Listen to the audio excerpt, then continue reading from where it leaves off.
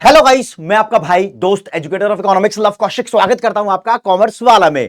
और दोस्तों, मुझे पता है कि आप बड़ी बेसब्री से इंतजार कर रहे थे कि माइक्रो इकोनॉमिक्स के वन शॉट आ जाए, तो मैं एक नहीं दो चैप्टर के वन शॉट यहां पर लाया हूं। दोस्तों, इस वन शॉट में कॉस्ट वाला चैप्टर भी कवर अप करेंगे और माइक्रो इकोनॉमिक्स से रेवेन्यू वाला चैप्टर भी कवर अप करेंगे बहुत मजेदार तरीके से। थ्योरी भी होगी, न्यूमेरिकल फॉर्मूला, एमसीक्यूज, हर एक चीज आपको यहां पर देखने को मिलेगी। स्वाद आने वाला है, मैं बोल रहा हूं। तो सबसे पहले शुरू करेंगे हम अपना चैप्टर कॉस्ट। तो बहुत आसान तरीके से आपको समझाता हूं। अगर ये दोनों चैप्टर आपको अच्छे समझने हैं ना, तो आप अपने आप को मान के चलो कि आप किसी फैक्ट्री के मालिक हो, किसी प्रोडक्शन यूनिट के आप मालिक हो। मालिक लोग ही इस चैप्टर को अच्छे से समझ सकते हैं, क्योंकि मालिक लोग फैक्ट्री के अंदर कुछ सामान प्रोड्यूस करवा रहे होते हैं, मैन्युफैक्चरिंग करवा रहे होते हैं। जब मालिक लोग कुछ सामान बनवा रहे होते हैं ना, तो उनको पता होता है कि सामान बनाने में बहुत सारा खर्चा आना है। हां, खर्चा लगेगा तब सामान बनेगा, क्योंकि सामान बनाने के लिए बहुत कुछ खरीदना भी पड़ता है। लेबर को पैसा देना पड़ता है, बिजली का बिल देना पड़ता है, एम्प्लॉइज की सैलरी देनी पड़ती है, रॉ मटेरियल खरीदना पड़ता है। तो ये सारे खर्चे होते हैं। तो दोस्तों, जब मैं बोलता हूं खर्चा, तो खर्चे को इंग्लिश में बोल सकते हो आप एक्सपेंडिचर, और इस एक्सपेंडिचर को ही इकोनॉमिक्स और कॉमर्स की भाषा में बोलते हैं कॉस्ट।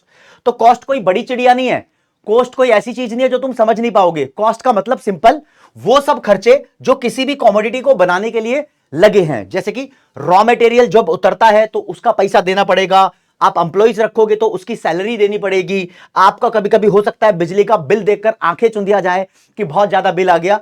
तो ऐसे बहुत सारे खर्चे होते हैं। बहुत आसान भाषा में डेफिनेशन लिखी है कॉस्ट की, लिखा है cost refers to the money expenditure, पैसों का खर्चा है, incurred in the production of a commodity, किसी भी कॉमोडिटी के प्रोडक्शन में जो इंकर हुआ है। इंकर का मतलब होता है होना, तो इंक्लूड होना। किसी भी कॉमोडिटी के प्रोडक्शन के अंदर जो भी खर्चा इंक्लूड हुआ है, सारे खर्चों को बोलते हैं कातिया कॉस्ट। कॉमोडिटी बोलो, गुड बोलो, प्रोडक्ट बोलो, एक ही बात है। जो तुम्हें सही शब्द लग रहा है वो लगा लो। फॉर एग्जाम्पल मैं आपके सामने पेश करता हूं कि यहां पर कुछ खर्चे हैं। जब आप कोई फैक्ट्री डालते हो, कोई बिजनेस खोलते हो, तो आपको देखो फैक्ट्री का रेंट देना पड़ता है। अगर आप लोन लेते हो बैंक से या कहीं से भी, तो लोन के ऊपर आपको इंटरेस्ट पे करना पड़ता है। तो इंटरेस्ट पेमेंट भी कोई खर्चा है। और कुछ बिजनेस ऐसे होते हैं कि उन बिजनेस को खोलने के लिए हमें सरकार से परमिशन लेनी पड़ती है। परमिशन का मतलब होता है लाइसेंस। तो सरकार से जब लाइसेंस लेंगे तो लाइसेंस की फीस मांगती है सरकार। तो लाइसेंस फी एक खर्चा है प्रोड्यूसर के लिए। तो ये कुछ एग्जांपल्स हैं, और एग्जांपल मैं दिखाता हूं। परचेज ऑफ रॉ मटेरियल, या फिर टैक्स ऑन प्रोडक्शन। हम कुछ भी मैन्युफैक्चरिंग करते हैं, मैन्युफैक्चरिंग के ऊपर हमें टैक्स देना पड़ता है। दारू, सिगरेट, टोबैको प्रोडक्ट्स, इन चीजों को बनाओगे तो ज्यादा टैक्स सरकार आपसे चार्ज करती है प्रोडक्शन करने के लिए। अच्छी अच्छी चीजें बनाओगे तो सरकार कम टैक्स चार्ज करती है, जो समाज के लिए अच्छी चीजें होती है। तो जो भी टैक्स प्रोडक्शन के ऊपर चार्ज किया जाता है, उस टैक्स को बोलते हैं एक्साइज ड्यूटी। तो खर्चा ही है। बिजली का बिल, पानी का बिल, 70 खर्चे हैं, टेलीफोन का बिल, बहुत सारे खर्चे हैं। अब इन खर्चों को जरा डिवाइड कर लेते हैं अपने कॉन्सेप्ट के हिसाब से, ताकि 3 से 4 नंबर का हम कॉन्सेप्ट यहां पर क्रैक करें इन सब चीजों से। दोस्तों देखो, कुछ खर्चे ऐसे होते हैं जब हम किसी कंपनी के अंदर अपना आउटपुट बढ़ाने की कोशिश करते हैं, यानी जो भी हम कमोडिटी प्रोड्यूस कर रहे हैं उसकी क्वांटिटी को बढ़ाने की कोशिश करते हैं, तो हमें कुछ खर्चे साथ साथ में बढ़ाने पड़ेंगे।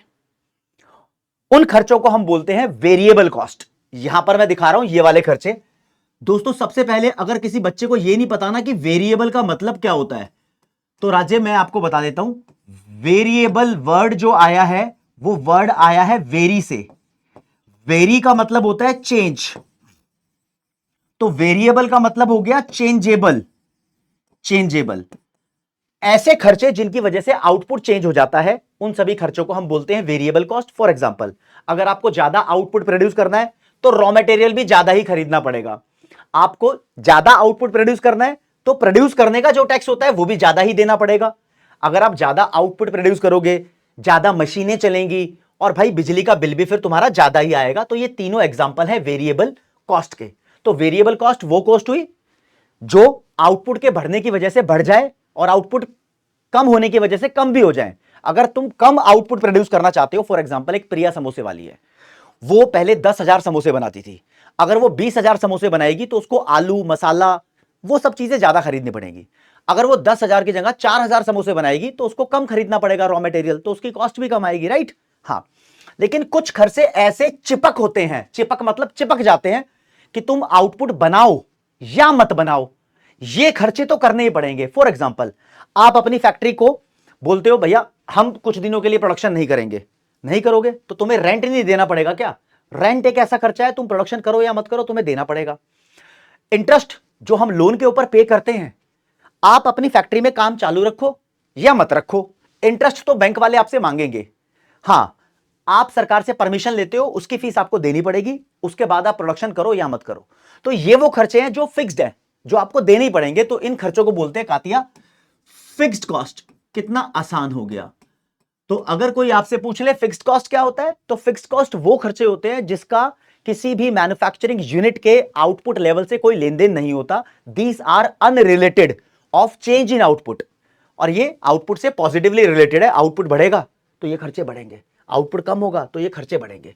तो कॉस्ट को मैंने आपके लिए दो पार्ट में डिवाइड कर दिया, बहुत आसान भाषा में। फॉर एग्जाम्पल, एक एग्जाम्पल और क्रिएट करते हैं यहां पर। मैं बोलता हूं भाई, आपने एक फैक्ट्री खोली जिसका रेंट 10 करोड़ रुपए था, इंटरेस्ट भी 10 करोड़ रुपए दे रहे हो, लाइसेंस फीस भी 10 करोड़ रुपए दे रहे हो, तो तुम्हारे 30 करोड़ रुपए फिक्स्ड कॉस्ट के तौर पर खर्च हो गए।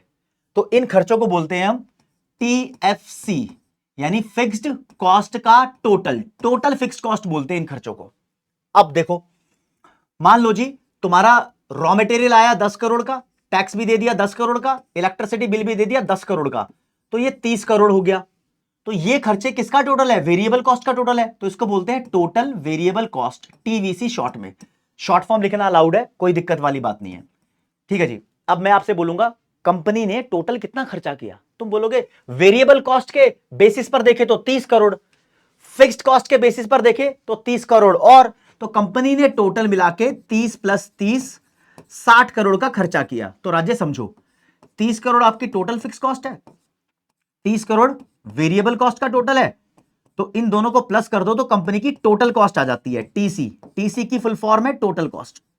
अब मैंने यहां पर अमाउंट है ना अपनी मर्जी से अज्यूम कर लिए, ये मत सोचना असलियत में इतना अमाउंट होता होगा, ऊपर नीचे हो जाता है।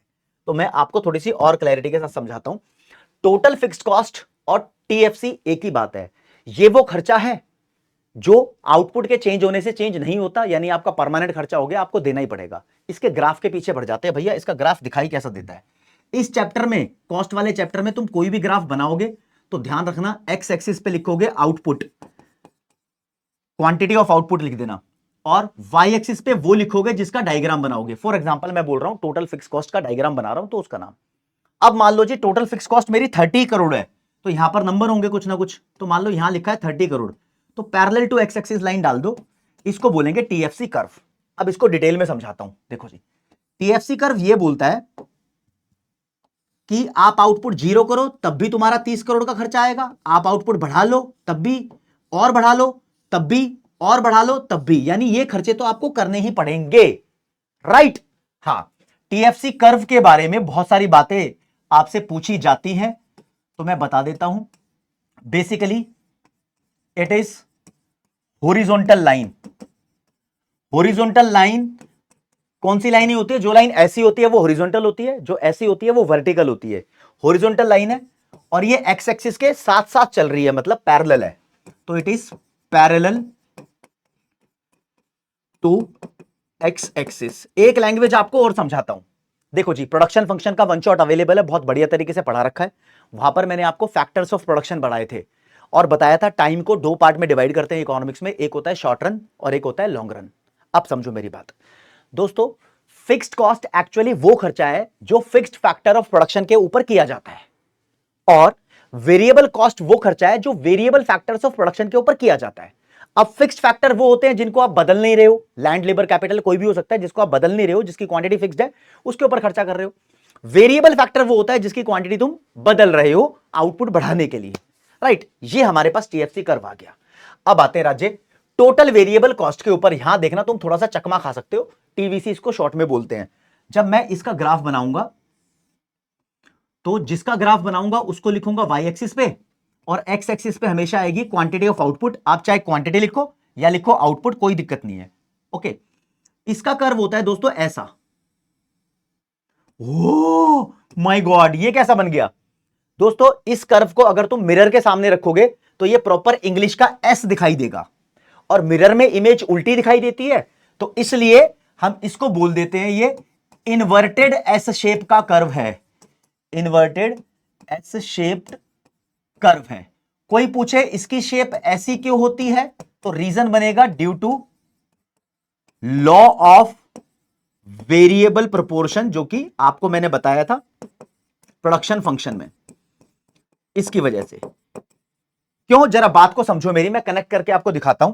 पहली बात तो ये बोलता क्या है, ये बोलता है भाई साहब कि जब मेरा आउटपुट बढ़ेगा ना, ये आउटपुट बढ़ रहा है, तो मेरी टोटल वेरिएबल कॉस्ट आउटपुट बढ़ने के साथ साथ बढ़ती जाएगी, क्योंकि वेरिएबल कॉस्ट ही एक तरीके से ये आउटपुट बढ़ेगा तो वेरिएबल कॉस्ट बढ़ेगी।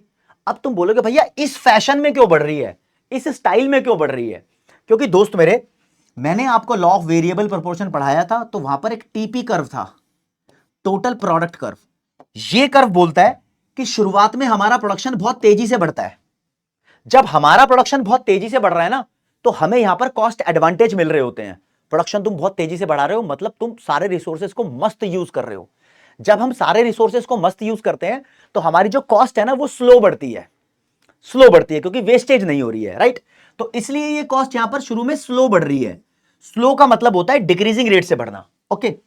उसके बाद जब हमारा मामला खराब होने लगता है, तो हमारा जो आउटपुट है, यानी टोटल प्रोडक्ट है, वो स्लो स्लो बढ़ता है और गिर भी जाता है, राइट? तो जब हमारा मामला खराब होता है, तो ऑब्वियसली खर्चे ज्यादा आने वाले हैं, तो हमारे इसके बाद खर्चे थोड़े तेजी से बढ़ते हैं। ये खर्चे तेजी से बढ़ रहे हैं, राइट? देखो जी, कोई भी कर्व ऐसा बने तो ये डिक्रीजिंग रेट से इंक्रीज हो रहा है, कोई कर्व ऐसा बने तो ये इंक्रीजिंग रेट से इंक्रीज हो रहा है। टोटल प्रोडक्ट पहले इंक्रीजिंग रेट से इंक्रीज होता था और फिर डिक्रीजिंग रेट से इंक्रीज होता था, इसके बाद गिर भी जाता था। लेकिन जो हमारा कॉस्ट है, ये गिरेगा नहीं, क्योंकि देखो तुम टोटल प्रोडक्ट जब बनाते थे, तो यहां लेबर ज्यादा से ज्यादा बढ़ा रहे होते थे हम। तो जब तुम लेबर को ज्यादा से ज्यादा रखोगे, तो तुम्हारा आउटपुट चाहे गिर भी जाए, लेकिन लेबर ज्यादा रखने का खर्चा तो ज्यादा ही होता है, तो तुम्हारी कॉस्ट हमेशा बढ़ती जाएगी। यहां तक होते हैं अच्छे दिन, बहुत तेजी से प्रोडक्शन बढ़ने के। इसके बाद धीरे धीरे मामला खराब होने लगता है। ऐसा तुम सोचकर इस कर्व की डेरिवेशन को अंडरस्टैंड कर सकते हो। तो मैं बोलता हूं टीवीसी कर्व के बारे में एक चीज और, आपसे पूछ ले कि भैया इसकी इन्वर्टेड एस शेप होती है। इन्वर्टेड मतलब उल्टा एस होता है, हां, लेकिन एग्जैक्टली बताओ एक्सप्लेन करके इसकी शेप होती कैसी है। तो मैं बोलूंगा इनिशियली का मतलब होता है शुरुआत में, जैसे जैसे हम क्वांटिटी ऑफ आउटपुट को इंक्रीज करते हैं, आउटपुट इंक्रीजेस, तो TVC increases eight slow rate. Slow rate को बोलते हैं डिक्रीजिंग रेट या फिर डिमिनिशिंग भी बोल सकते हो, डिक्रीजिंग या डिमिनिशिंग रेट। देन उसके बाद क्या होता है, टीवीसी इंक्रीज होता है फास्ट रेट से। Then TVC increases at increasing rate. Increasing rate बोलो या फास्ट रेट बोलो, ये मैं वन शॉट है तो सिंबल यहां बना रहा हूं, आपको पेपर के अंदर लिखना होगा तो पूरा प्रॉपर लिखना होगा, ध्यान रखना। हाँ, तुम बोलोगे सर मस्त पढ़ा रहे हो, इसके नोट्स कहां मिलेंगे? दोस्तों पीडब्ल्यू की ऐप में आपका एक पेस बैच है, पेस बैच में जाओगे, फ्री बैच है, वहां पर जाके आप इसके नोट्स को डाउनलोड कर सकते हो बहुत मस्त तरीके से, कोई दिक्कत वाली बात नहीं है। अच्छा जी, अभी तुम्हारे दिमाग में एक बात आ रही होगी कि सर ये फिक्स्ड कॉस्ट और वेरिएबल कॉस्ट के बीच में अंतर पेपर में आ सकता है क्या? भाई 3 से 4 नंबर का सीधा सीधा इंपॉर्टेंट डिफरेंस है, आ सकता है। बस आपको ध्यान रखना है भाई साहब, आउटपुट को बढ़वाने वाली जो कॉस्ट है वो वेरिएबल कॉस्ट है, इसलिए वेरिएबल कॉस्ट को बोलते हैं मेन कॉस्ट और मेन चीजों को बोलते हैं प्राइम। तो प्राइम कॉस्ट यहां पर टोटल वेरिएबल कॉस्ट का दूसरा नाम है। अब फिक्स्ड कॉस्ट भी बड़ी जरूरी है, हां, क्योंकि फिक्स्ड कॉस्ट नहीं की तो धंधा शुरू ही नहीं होगा, राइट? तो अब इसके बारे में कुछ कुछ बातें हम करने लग जाते हैं, जिससे थोड़ा सा और क्लियर हो जाएगा कॉन्सेप्ट आपको। तो फिक्स्ड कॉस्ट और वेरिएबल कॉस्ट के बीच में डिफरेंस है, तो सबसे पहले हम इनका मीनिंग पढ़ेंगे। पेपर में मीनिंग आ गया तो क्या लिखोगे, उसकी लैंग्वेज भी तुम्हारे पास होनी चाहिए।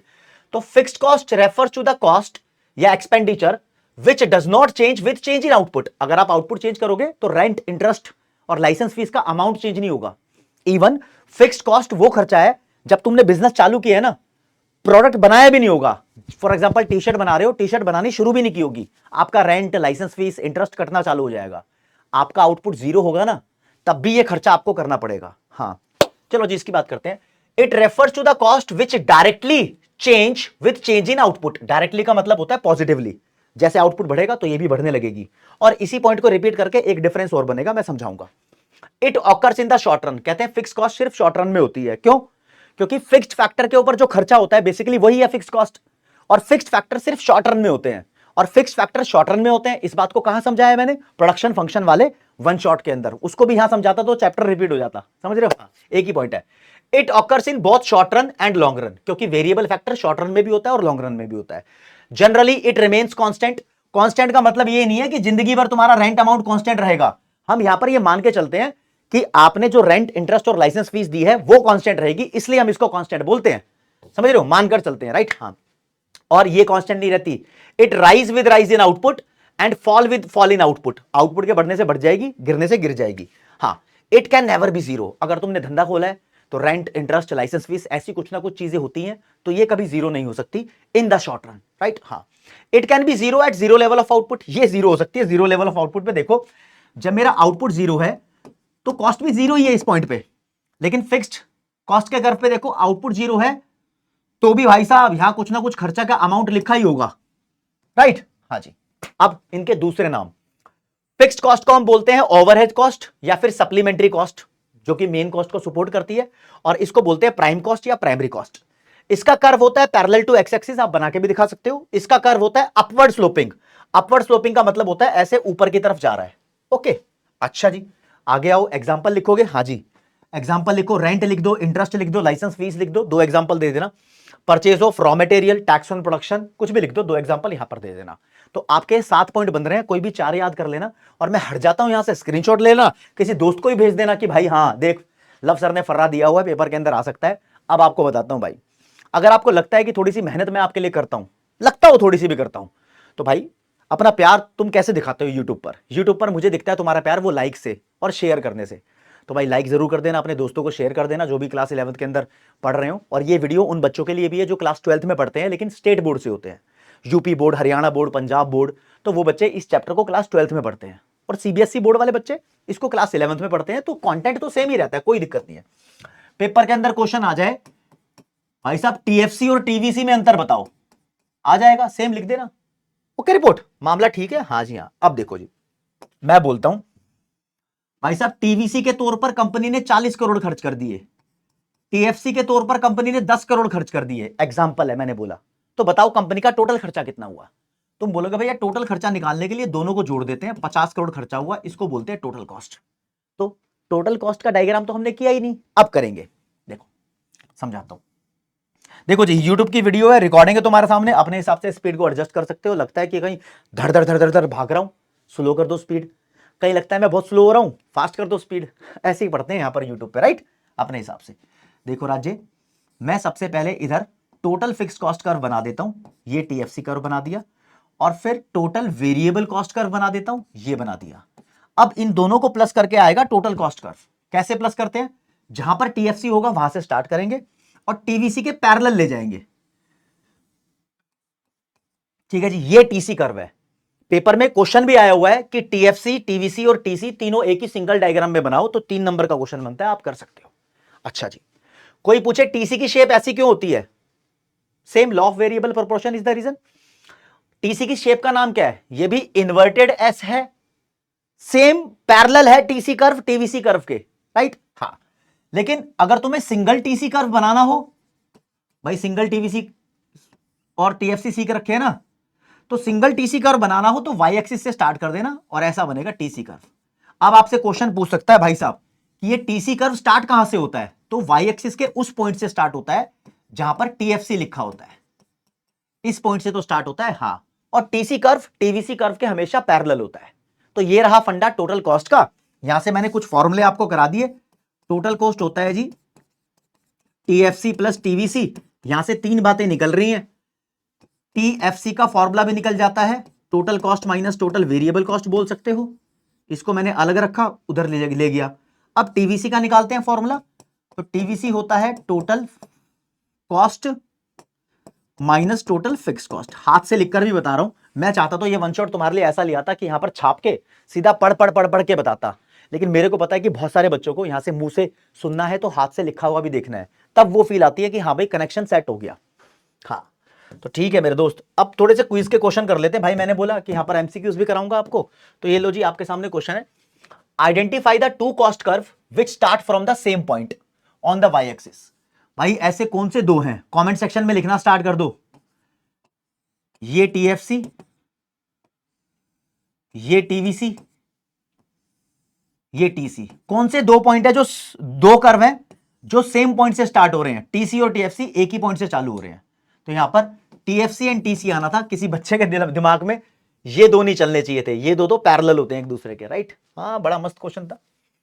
The shape of total fixed cost curve parallel to X axis होती है, horizontal straight line parallel to X axis, TFC curve की शेप है। अगला, the cost which is never zero, ऐसी कौन सी कॉस्ट है जो नेवर जीरो होती है? Fixed cost. और फिक्स्ड कॉस्ट को सप्लीमेंट्री कॉस्ट भी बोलते हैं, राइट। हाँ, एक्सप्लिसिट और इंप्लिसिट कॉस्ट करा दूंगा, टेंशन मत लो, मुझे पता है कि कहां तुम्हारा दिमाग जा रहा है।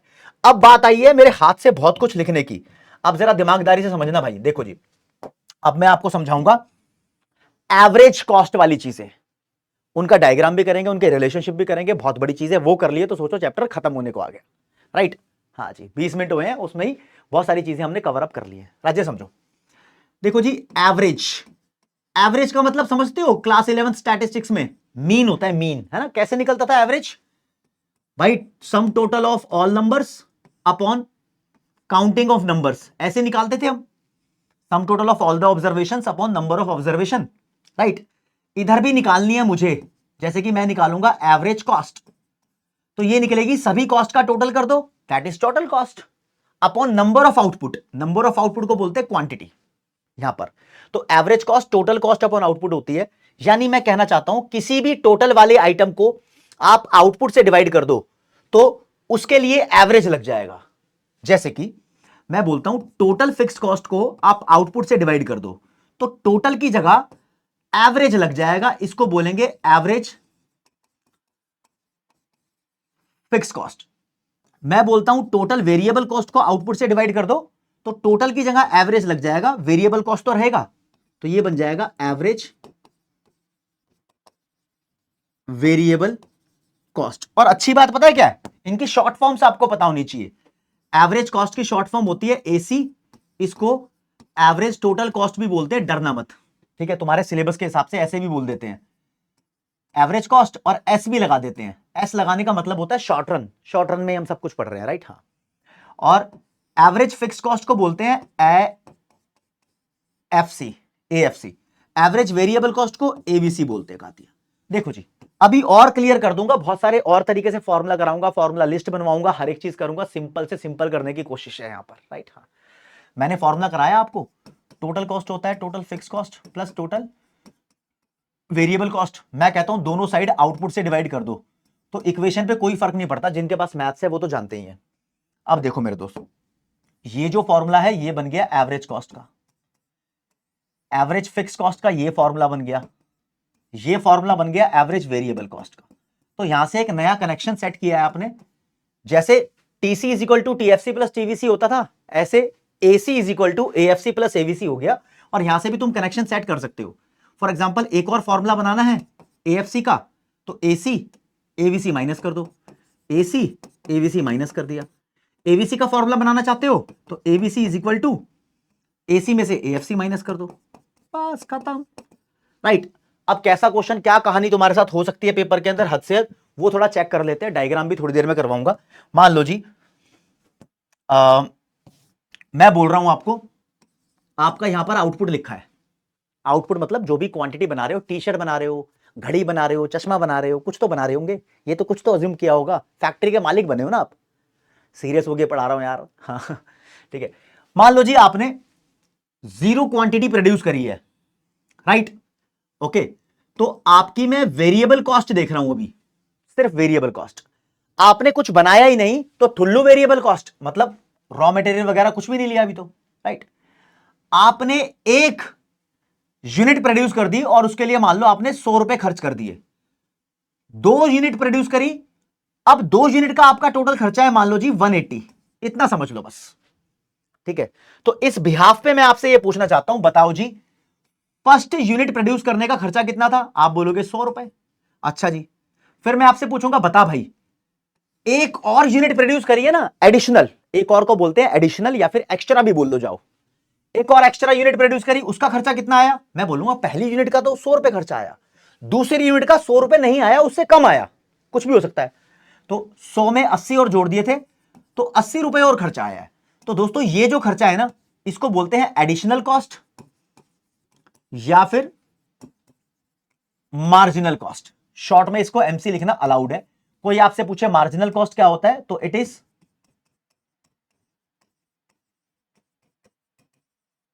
Additional cost of producing one more, या फिर additional unit of a commodity. किसी भी कॉमोडिटी की आप एक के बाद एक यूनिट प्रोड्यूस करते हो ना, तो उसकी सेपरेट अलग अलग से कॉस्ट निकालते रहते हो। फॉर एग्जांपल मैं बोलता हूं भाई तीसरी यूनिट प्रोड्यूस करनी है, अब खर्चा हो गया जी 240, तो आपने कितना और खर्चा कर दिया, 180 और 240 का डिफरेंस 60, तो ये भी मार्जिनल कॉस्ट है। एक्चुअली मार्जिनल कॉस्ट आती कहां से है दोस्तों, टीवीसी के बीच का डिफरेंस निकालना पड़ता है। जैसे कि 100 में से 0 माइनस करो तो 100 आएगा, 180 में से 100 माइनस करो तो 80 आएगा, 240 में से 180 माइनस करो तो 60 आएगा। तो यहां पर मार्जिनल कॉस्ट का मेरे पास फॉर्मूला बनता है कि टीवीसी की दो वैल्यू का डिफरेंस निकाल दो। पहली वैल्यू को बोलते हैं टीवीसी एन, दूसरी वैल्यू को बोलते हैं TVC N minus one. N का मतलब होता है नंबर ऑफ यूनिट, सामने वाली वैल्यू टीवीसी एन और उससे पीछे वाली value TVC N minus one. तो 240 में से 180 गए, 60 आ गया, ये मार्जिनल कॉस्ट हो गया। अभी और भी फॉर्मूला बता दूंगा मार्जिनल कॉस्ट के, बुक में तो कहने को यू भी फॉर्मूला लिखा हुआ है, delta TVC upon delta Q. एक ही बात है, ऊपर वाला नीचे वाला फॉर्मूला। अभी मैं क्वेश्चन कैलकुलेट करके दिखाऊंगा आपको, ठीक है जी। लो जी, मान लो जी पेपर में क्वेश्चन आया है, यहां लिखा है 1, यहां लिखा है 2, इधर लिखा है टीवीसी 100 और यहां लिखा है 180। आपसे पूछा है मार्जिनल कॉस्ट निकालो, यहां पर एमसीक्यू है, तो मैंने बताया सामने वाली वैल्यू में से पीछे वाली वैल्यू माइनस कर दो, 80 आंसर आ जाएगा। बिल्कुल ठीक, सही है भी, बिल्कुल सही है। लेकिन क्वेश्चन ऐसा आया, क्वांटिटी 1 के बाद 3 लिखी है, टोटल वेरिएबल कॉस्ट 100 है, फिर यहां पर लिखा है मान लो 180, पूछता है मार्जिनल कॉस्ट निकालो, तो बच्चा क्या बोलेगा, 180 में से 100 माइनस कर दो, 80 आ जाएगा। ये आपके ऑप्शन में भी होगा, लेकिन ये गलत होगा, क्योंकि दोस्तों जब आपका आउटपुट एक से ज्यादा गैप से बढ़ने लग जाए, भाई एक के बाद 2 होता, 3 होता, 4 होता, ऐसे लाइन में लिखा होता कोई बात नहीं, लेकिन एक के बाद सीधा 3 लिखा है, 1 2 3 4 नहीं लिखा, 1 3 लिखा है। तो जब एक से ज्यादा का गैप हो तो एक गैप निकालो, गैप को बोलते हैं डेल्टा, और डेल्टा क्यू आ जाएगा 3 माइनस 1 यानी 2। अब इस गैप से डिवाइड करो इस ओरिजिनल आंसर को, तो 40 आंसर आएगा, ये तुम्हारा सही आंसर होगा।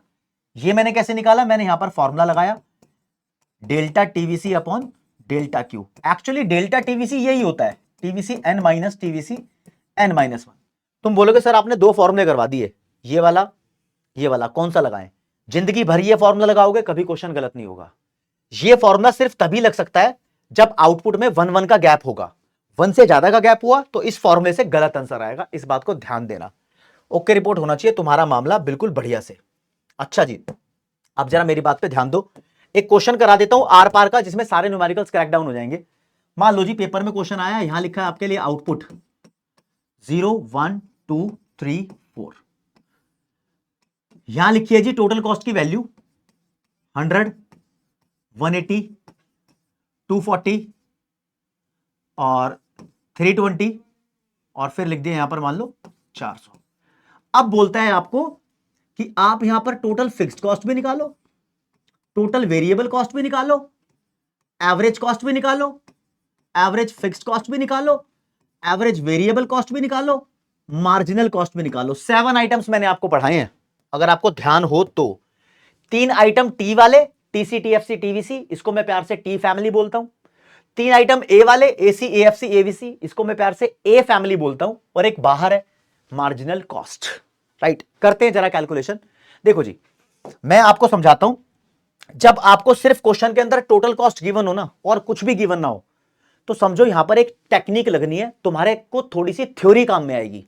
थ्योरेटिकल कॉन्सेप्ट ये बोलता है कि जीरो लेवल ऑफ आउटपुट पे जो भी खर्चा किया गया है वो सारा खर्चा फिक्स्ड कॉस्ट होता है। फिक्स्ड कॉस्ट कर्व कैसा होता है, देखो जी ये टोटल कॉस्ट कर्व है, ये फिक्स्ड कॉस्ट कर्व है। जीरो लेवल ऑफ आउटपुट पे जो भी खर्चा किया है वो यहां पर टीसी और टीएफसी दोनों बराबर होते हैं। तो फर्ज बनता है कि जीरो लेवल ऑफ आउटपुट पर 100 रुपए की टीएफसी आएगी, ये थ्योरेटिकली लिखा है, कोई फॉर्मूला नहीं लगाया गया यहां पर, राइट। इसके बाद टोटल फिक्स कॉस्ट की वैल्यू एक बार आ जाए तो हमेशा कांस्टेंट रहेगी, हमेशा कांस्टेंट रहेगी, बार बार बिल्कुल सेम वैल्यू लिख दो, राइट। ये हो गया सॉर्टेड। अब आ जाओ जी टीवीसी कैसे आएगा, टीवीसी मैं निकाल लूंगा टोटल कॉस्ट में से टीएफसी माइनस करके, शुरू वाला पहला फॉर्मूला। 100 में से 100 गए 0, तो इससे ये क्लियर भी होता है 0 आउटपुट पर टीवीसी हमेशा 0 आएगी, क्योंकि कुछ प्रोड्यूस ही नहीं किया। तो अभी रॉ मटेरियल का खर्चा क्या, 180 में से 100 माइनस करो 80, 240 में से 100 माइनस करो 140, 320 में से 100 माइनस करो 220, और 400 में से 100 माइनस करो 300। आ जाओ जी, अब एवरेज कॉस्ट निकालेंगे भाई। एवरेज कॉस्ट निकालने का जो मैं फॉर्मूला लगाऊंगा वो लगाऊंगा टोटल कॉस्ट अपॉन आउटपुट। अभी यही लग सकता है यहां पर। अच्छा जी, 100/0 total cost upon output, 100/0 not defined, किसी के भी बटे में 0 हो वो डिफाइन नहीं हो सकता। 180/1 180, 240/2 120 होता है, 320/3 अब ये करना पड़ जाएगा आपको, पॉइंट में भी आंसर आ सकता है। 3 एकम 3, 3 6 18, हाँ जी 106.66 हो गया। ओके 106.66 या 67 कुछ भी लिख सकते हो, कोई दिक्कत नहीं है, पॉइंट में भी आ सकता है, एग्जाम में भी ऐसा हो सकता है। 300/4 टोटल कॉस्ट 400 है, 400/4 कितना होगा 100 होगा। ओके रिपोर्ट है। अच्छा जी, ये तो हमारा एवरेज कॉस्ट कैलकुलेट हो गया। हाँ जी हो गया, आगे बढ़ते हैं। एवरेज फिक्स कॉस्ट कैलकुलेट करते हैं। इसको मैं निकालूंगा total fix cost upon output से। टोटल फिक्स्ड कॉस्ट कांस्टेंट होती है, एवरेज फिक्स कॉस्ट कांस्टेंट नहीं होती। एवरेज की वैल्यू तो बदलती रहती है। देखो जी, average fix cost 100/0 not defined, क्योंकि अपॉन में 0 लग गया। 100/1 100, 100/2 50, 100/3 33.33, 100/4 25। अब कौन निकालूंगा, एवीसी। एवीसी मैं यहां पर ऐसे भी निकाल सकता हूं, एसी में से एएफसी माइनस कर दो, तुम निकाल दो, या मैं ऐसे भी निकाल सकता हूं, टीवीसी से आउटपुट को डिवाइड कर दो, दोनों से सेम आंसर आएगा। मैं थोड़ा सेफ खेल रहा हूं, टीवीसी से आउटपुट को डिवाइड करता हूं, तो 0/0 नॉट डिफाइंड। 80/1 80 होता है, 140/2 70 होता है, 220/3 फिर तुम्हें यहां पर कैलकुलेट करना पड़ जाएगा। 220/3 220/3 लिखेंगे तो 3 सत्ते 21, 73.33 आएगा, राइट। हाँ जी ठीक है ना, 73.220/3 था ना। हाँ तो 3 सत्ते के 3 हाँ यही आएगा, राइट। ओके रिपोर्ट है जी, ठीक है। अच्छा जी, 3 3 3 4 कुछ भी कर सकते हो, और फिर 300/4 75 होता है, राइट। हमारा ये सॉर्टेड है बिल्कुल। मार्जिनल कॉस्ट की वैल्यू निकालनी है, इसको टीवीसी से निकाल लेते हैं, निकाल तो इसको टीसी से भी सकते हैं, लेकिन टीवीसी से निकाल लो जो मैं बोल रहा हूं। सामने वाली वैल्यू 0, उसमें से पीछे वाली वैल्यू माइनस करनी है, तो 0 में से पीछे क्या है पता ही नहीं है, तो डैश। शुरू में एमसीबी डैश हो जाती है जब 0 लेवल ऑफ आउटपुट लिखा होता है, सिर्फ तभी, ठीक है ना। हाँ ओके आगे। 80 में से 0 गए 80, क्योंकि एक एक का गैप है आउटपुट में, तो माइनस करता चला जाऊंगा। 140 में से 80 गए 60, 220 में से 140 गए 80, और 300 में से 220 गए, तो फिर मेरे पास आंसर आ गया 80। ये जी न्यूमेरिकल कैलकुलेशन है, किसी भी हिसाब से हो सकती है। एक एक चीज को कैलकुलेट करने के दो दो फॉर्मूलाज भी यहां पर हो सकते हैं। कैसे हो सकते हैं, उस पूरे फॉर्मूला की लिस्ट मुझे देनी है आपको। तो पहले मैं आपको राज्य फॉर्मूला की लिस्ट दे देता हूं, ताकि आपकी कंफ्यूजन पूरी प्रॉपर दूर हो जाए। सबसे पहले टोटल कॉस्ट को निकालने का एक सिंपल फॉर्मूला है, टीएफसी प्लस टीवीसी। लेकिन एवरेज कॉस्ट को आउटपुट से मल्टीप्लाई करोगे तब भी टोटल कॉस्ट निकल जाएगी। फॉर एग्जांपल आप जानते हो ना, एसी का फॉर्मूला क्या होता है, टीसी अपॉन आउटपुट। तो टीसी निकालना हो तो ऐसे भी निकाल सकते हो, AC into output is equal to TC. कब निकलेगा, जब क्वेश्चन तुम्हारे पास आएगा ऐसे 1 2 3, एवरेज कॉस्ट की वैल्यू दी होगी मान लो 10 9 11, तो टीसी निकालना होगा तो इन दोनों को मल्टीप्लाई कर दो, 10 को 1 से 10, 9 को 2 से 18, 11 को 3 से 33, निकल जाएगा भाई ऐसे, राइट। तो डरना मत, ये दो फॉर्मूलाज है। फिर टोटल फिक्स कॉस्ट का एक सिंपल फॉर्मूला है, टीसी में से टीवीसी माइनस कर दो, लेकिन एक और है, एएफसी को आउटपुट से मल्टीप्लाई कर दो। कैसे आया फॉर्मूला ये भाई, एएफसी क्या होता था कातिया, टीएफसी अपॉन आउटपुट। तो टीएफसी निकालना है तो एएफसी को आउटपुट से मल्टीप्लाई कर दो। हाँ, टीवीसी का फॉर्मूला होता है जी टीसी माइनस टीएफसी, लेकिन एक और होता है इसका, एवीसी मल्टीप्लाइड बाय आउटपुट। कैसे आया फॉर्मूला ये भाई, एवीसी का फॉर्मूला क्या होता है, टीवीसी अपॉन आउटपुट ना, ये निकालना है तो इसको इससे मल्टीप्लाई कर दो, सारी कहानी हो गई। अब देखो, अब मैं आपको एक चीज और सिखाता हूं। देखो जी, आपने सीखा आउटपुट 1 2 3 बढ़ रहा है, टीवीसी की वैल्यू मान लो 100, 180, 240 है। ये सब कुछ अपनी मर्जी से अज्यूम कर रहा हूं, सारे नंबर्स पेपर में तो लिखे लिखाए आएंगे, राइट। हाँ, अब यहां पर बोलता है जी एमसी निकालो, तो आप एमसी तो निकाल देते हो। शुरू में 100 है, इससे पीछे क्या होगा भाई, 1 आउटपुट है, इससे पीछे 0 आउटपुट होगा। 0 आउटपुट पे टीवीसी 0, 100 में से 0 माइनस कर दो 100, 180 में से 100 माइनस करो 80, 240 में से 80 माइनस करो 60, राइट। एमसी निकाल देते हो आप टीवीसी की वैल्यू का डिफरेंस। लेकिन कभी मान लो ऐसे क्वेश्चन आ गया, आपको एमसी गिवन है और बोलता है टीवीसी निकालो, कैसे निकालोगे भाई, एमसी से टीवीसी भी निकल सकता है। पहली वाली वैल्यू सेम लिखो, फिर ऐड करते चले जाओ, 100 में 80 जोड़े 180, 180 में 60 जोड़ो 240। मैं यूं कहना चाहता हूं, अगर एमसी की वैल्यू को प्लस करते रहे, इसका मतलब होता है सम, तो मेरे पास टीवीसी की वैल्यू आ जाएगी। इसलिए टीवीसी का एक और फॉर्मूला है यहां पर, समीशन एमसी। एमसी की वैल्यूज गिवन हो तो प्लस कर करके वैल्यू निकाल लेते हैं। अच्छा जी, एवरेज कॉस्ट का फॉर्मूला एएफसी प्लस एवीसी तो होता ही है, लेकिन टोटल कॉस्ट अपॉन आउटपुट भी होता है। Average fix cost, average cost minus average variable cost तो होता ही है, लेकिन total fix cost upon output भी होता ही है। Average variable cost, average cost minus average fix cost तो होता ही है, लेकिन total variable cost upon output भी होता है। एमसी के बहुत सारे फॉर्मूले हैं भाई, ये भी है TVC N minus TVC N minus 1, delta TVC upon delta Q भी है। और जनरली तो एमसी का फॉर्मूला ऐसे निकला था, पहले बना TC N minus TC N minus 1। अब जो टॉपर बच्चा होगा ना वो इस बात को समझ पाएगा, बाकी अल्ले पल्ले कुछ नहीं लेना इस चीज से जो आपको करा रहा हूं, मतलब एक डेरिवेशन है। टोटल कॉस्ट का मतलब क्या होता है, टीएफसी प्लस टीवीसी, यहां एन लगाया ना तो यहां भी एन लगा दो, माइनस टोटल कॉस्ट का मतलब टीएफसी प्लस टीवीसी होना चाहिए, लेकिन फिर ऐसे ब्रैकेट आ जाएगी ना, ब्रैकेट खोलने के बाद यहां निशान माइनस का ही आ जाएगा, तो मैं माइनस लिख रहा हूं, लेकिन यहां एन माइनस 1 है। ओके, अब देखो जी हुआ क्या, टीएफसी से टीएफसी कट गया, क्यों, चाहे वो एन माइनस 1 हो या एन, कोई भी वैल्यू हो, टीएफसी दोनों सेम वैल्यू है। यहां 100 लिखा है तो यहां माइनस 100 हो गया, लेकिन टीवीसी की वैल्यू अलग अलग हो सकती है, तो ये नहीं कर सकते, तो इसलिए इसके लिए छोड़ देते हैं। टीवीसी एन यहां से नोट किया और टीवीसी एन माइनस 1 यहां से नोट किया, तो फॉर्मूला बन गया एमसी का ये वाला। ऐसे ही मैंने आपको डेरिवेशन दिखा दी जस्ट फॉर फन, लेकिन ये फन नहीं होता ना, पढ़ाई, पढ़ाई तो मेहनत होती है, शिद्दत होती है, जोश जुनून होना चाहिए। तुम्हें लगना चाहिए कि यार मैं पढ़ाई कर रहा हूं, किस लिए कर रहा हूं भाई, मेरे कुछ सपने हैं। अभी तो लगेगा कि हाँ यार ये पढ़ाई किस काम आएगी, किस काम आएगी, किस काम आएगी, लेकिन जब तुम बड़े हो जाओगे तब तुम्हें पता लगेगा किस काम आएगी। जब थर्ड क्लास में पढ़ते थे ना, 2 इंटू 2 4 करना सिखाते थे, तब यार थर्ड क्लास में क्या करवा रहे हो यार, 2 इंटू 2 4 होता है, इससे क्या काम आएगा। लेकिन जब पता लगा दुकान पे सामान खरीदने जाते हैं तो ये काम आता है बहुत सारी चीजों में काम आता है, तो जब काम आता है तो ये चीजें भी काम आएंगी आगे चल के। कंपनी से रिलेटेड तुम पढ़ रहे हो तो कुछ ना कुछ तो बनोगे। अब मैं आपको एक बात समझाता हूं, मैं ना एक एक कर्व के ऊपर धीरे धीरे फोकस कर रहा हूं, ठीक है, फोकस कर रहा हूं। जैसे कि दोस्त मैं आपको बोलता हूं आउटपुट है, मान लो जी ये 0 1 2 3 4 ऐसे बढ़ता जा रहा है, और टोटल फिक्स्ड कॉस्ट है कंपनी की मान लो सिर्फ 40, ये कांस्टेंट रहेगी। अच्छा जी, तो मेरा फोकस है यहां पर एएफसी कर्व पे, एएफसी का कर्व बनाना सिखाऊंगा। एएफसी होता है जी total fixed cost upon output. मैं एएफसी की वैल्यूज निकालूंगा, उसके बाद इसका कर्व डिराइव करके बताऊंगा प्रॉपर, क्योंकि इसके ऊपर एक प्रॉपर क्वेश्चन, डेडिकेटेड क्वेश्चन बनता है। अच्छा जी, निकालो जी एएफसी की वैल्यू निकालो, TFC upon output.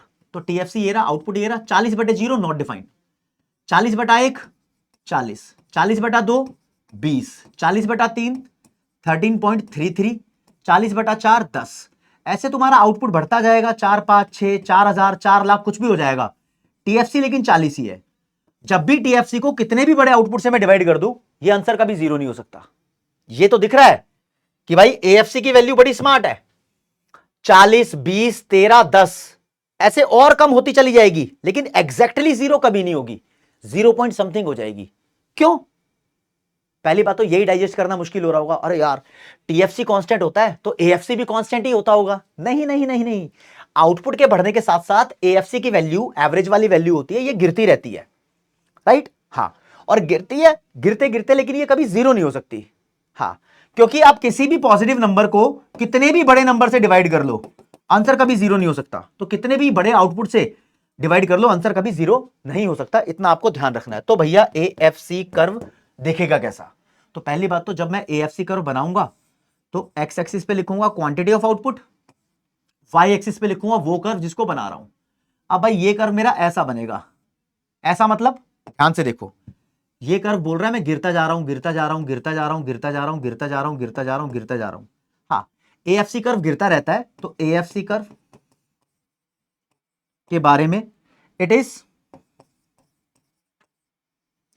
Downward sloping curve, मतलब इसकी शेप यानी स्लोप गिर रहा है, डाउनवर्ड स्लोपिंग है। और इसके लिए खास बात बोलते हैं राजेश, जो AFC कर्व होता है ना, इसके किसी भी पॉइंट से, मान लो जी ये पॉइंट है, इसको टच करो यहां और यहां, एक बॉक्स बनेगा, इस बॉक्स को रेक्टेंगल बोल सकते हो। एक यहां टच करके एक और बॉक्स बना दो, मतलब मैं कह रहा हूं कि इसके किसी भी पॉइंट से कितने भी बॉक्स बना लो, इन सभी बॉक्स का जब मैथ में एरिया कैलकुलेट किया जाता है, लेंथ इनटू ब्रेड्थ, 8वीं क्लास में 6ठी क्लास में करते होंगे, चौथी में भी कर रहा है, तो सभी बॉक्सेस का एरिया एक दूसरे के बराबर आएगा। तो ऐसा कोई भी कर्व जिसके किसी भी पॉइंट से हम बॉक्स बनाएं और सबका एरिया एक दूसरे के बराबर आए, तो उस कर्व को बोलते हैं रेक्टेंगुलर हाइपरबोला। और रेक्टेंगुलर हाइपरबोला तुम्हारे कोर्स में नहीं होता, लेकिन पता होना चाहिए कि AFC कर्व डाउनवर्ड स्लोपिंग तो होता ही होता है, रेक्टेंगुलर हाइपरबोला भी होता है। अब रेक्टेंगुलर हाइपरबोला दो कर्व होते हैं पूरी माइक्रो इकोनॉमिक्स में जो तुम्हें पढ़ने हैं। इलास्टिसिटी ऑफ डिमांड जब 1 होती है तो डिमांड कर्व भी रेक्टेंगुलर हाइपरबोला होता है, और AFC कर्व तो हमेशा ही रेक्टेंगुलर हाइपरबोला होता है। अब बात समझो, ऐसा बोलते हैं भाई AFC कर्व गिरता रहता है, गिरता रहता है, कभी भी एक्स एक्सिस को नहीं टच करेगा, क्योंकि एक्स एक्सिस को टच कर गया तो कॉस्ट हो गई जीरो, और AFC कभी जीरो हो नहीं सकता, मैंने समझाया था। तो AFC कभी जीरो नहीं हो सकता, तो ये कभी एक्स एक्सिस को टच नहीं कर सकता, तो हम बोलेंगे AFC curve never touches x axis और नेवर बिकम्स जीरो। एक ही बात है, वाई? कोई पूछेगा वाई, वाई क्या जवाब दोगे तुम इस मुश्किल क्वेश्चन का? हम बोलेंगे सीधा बिकॉज ऑफ TFC, TFC की वजह से। सिर्फ इतना लिख देना, TFC हमेशा कांस्टेंट रहती है। अब देखो भाई, इसके ऊपर अलग अलग तरीके के क्वेश्चन बने हुए हैं। पहली बात तो समझना जरा, AFC कर्व वाई एक्सिस को भी टच नहीं करता और एक्स एक्सिस को भी टच नहीं करता, जीरो लेवल ऑफ आउटपुट पे डैश होता है। अच्छा जी, ठीक है जी, पहली बात ये नोट कर ली। दूसरी बात, AFC कर्व होता है हमारा नीचे गिरने वाला, यानी डाउनवर्ड स्लोपिंग। तीसरी बात, ये रेक्टेंगुलर हाइपरबोला भी होता है। अब व्हाट इज रेक्टेंगुलर हाइपरबोला, ये तुम्हारे कोर्स में नहीं है, सिर्फ नाम जानना है कि ये रेक्टेंगुलर हाइपरबोला होता है। अगला भाई, क्या AFC कर्व एक्स एक्सिस को टच करेगा? कभी नहीं करेगा, नहीं करेगा, टेंशन मत लो। क्यों नहीं करेगा? क्योंकि ये TFC की वजह से, किसी भी फिक्स्ड वैल्यू को किसी भी बड़े पॉजिटिव नंबर से डिवाइड करेंगे तो वो जीरो नहीं हो सकता, जीरो नहीं होगा तो वो एक्स एक्सिस को कभी टच नहीं करेगा। इतनी बातें आपको पता होनी चाहिए। तो पेपर में आया आउटपुट बढ़ेगा तो AFC क्या होगा? भाई गिरेगी, ट्रू है, ट्रू है। कि दूसरे बच्चे के पेपर में आया आउटपुट कम होगा तो AFC गिरेगी, तो बच्चा कहता है हाँ AFC तो हमेशा गिरती है, ये भी ट्रू है, लेकिन वो बच्चा फंस गया जाल में। अबे इनने देखो क्या लिखा है, आउटपुट गिरेगा, मतलब उल्टा बोल रहा है। अगर आप उल्टा पढ़ोगे ऐसे 4 3 2 1 तो आउटपुट को गिरा रहे हो, तो ये नंबर बढ़ रहे होंगे 10 13 20 40, तो इसको रॉन्ग करना था, फॉल्स। आउटपुट गिरेगा तो AFC बढ़ता हुआ दिखाई देगा, वो तुम मैथ खेल रहे हो, लेकिन किसी किसी स्कूल में ऐसा करते हैं। बस आप प्रॉपर ध्यान रखना, as output rises AFC falls, this is true. ठीक है, आगे बढ़ते हैं भाई, और भी बहुत सारे कर्व हैं। जी हाँ, और भी बहुत सारे कर्व हैं, मैं आपको सिर्फ बना के दिखा देता हूं। एवरेज कॉस्ट का फॉर्मूला होता है average fix cost plus average variable cost. अब AVC और AC बना के दिखा देता हूं सीधा। भाई साहब, AC कर्व होता है यू शेप्ड, ओके, पहले गिरता है फिर बढ़ता है। AVC कर्व भी होता है यू शेप्ड, पहले गिरता है फिर बढ़ता है। तुम सोचोगे दोनों सेम होते हैं क्या? सेम नहीं होते। सेम क्यों नहीं होते? क्योंकि दोस्तों मान लो AVC की वैल्यू 10 है, AFC की 10 है, इन दोनों को प्लस करके AC आता है ना, तो AC तो एक बड़ी वैल्यू है इन दोनों से, दोनों को प्लस करके आएगी।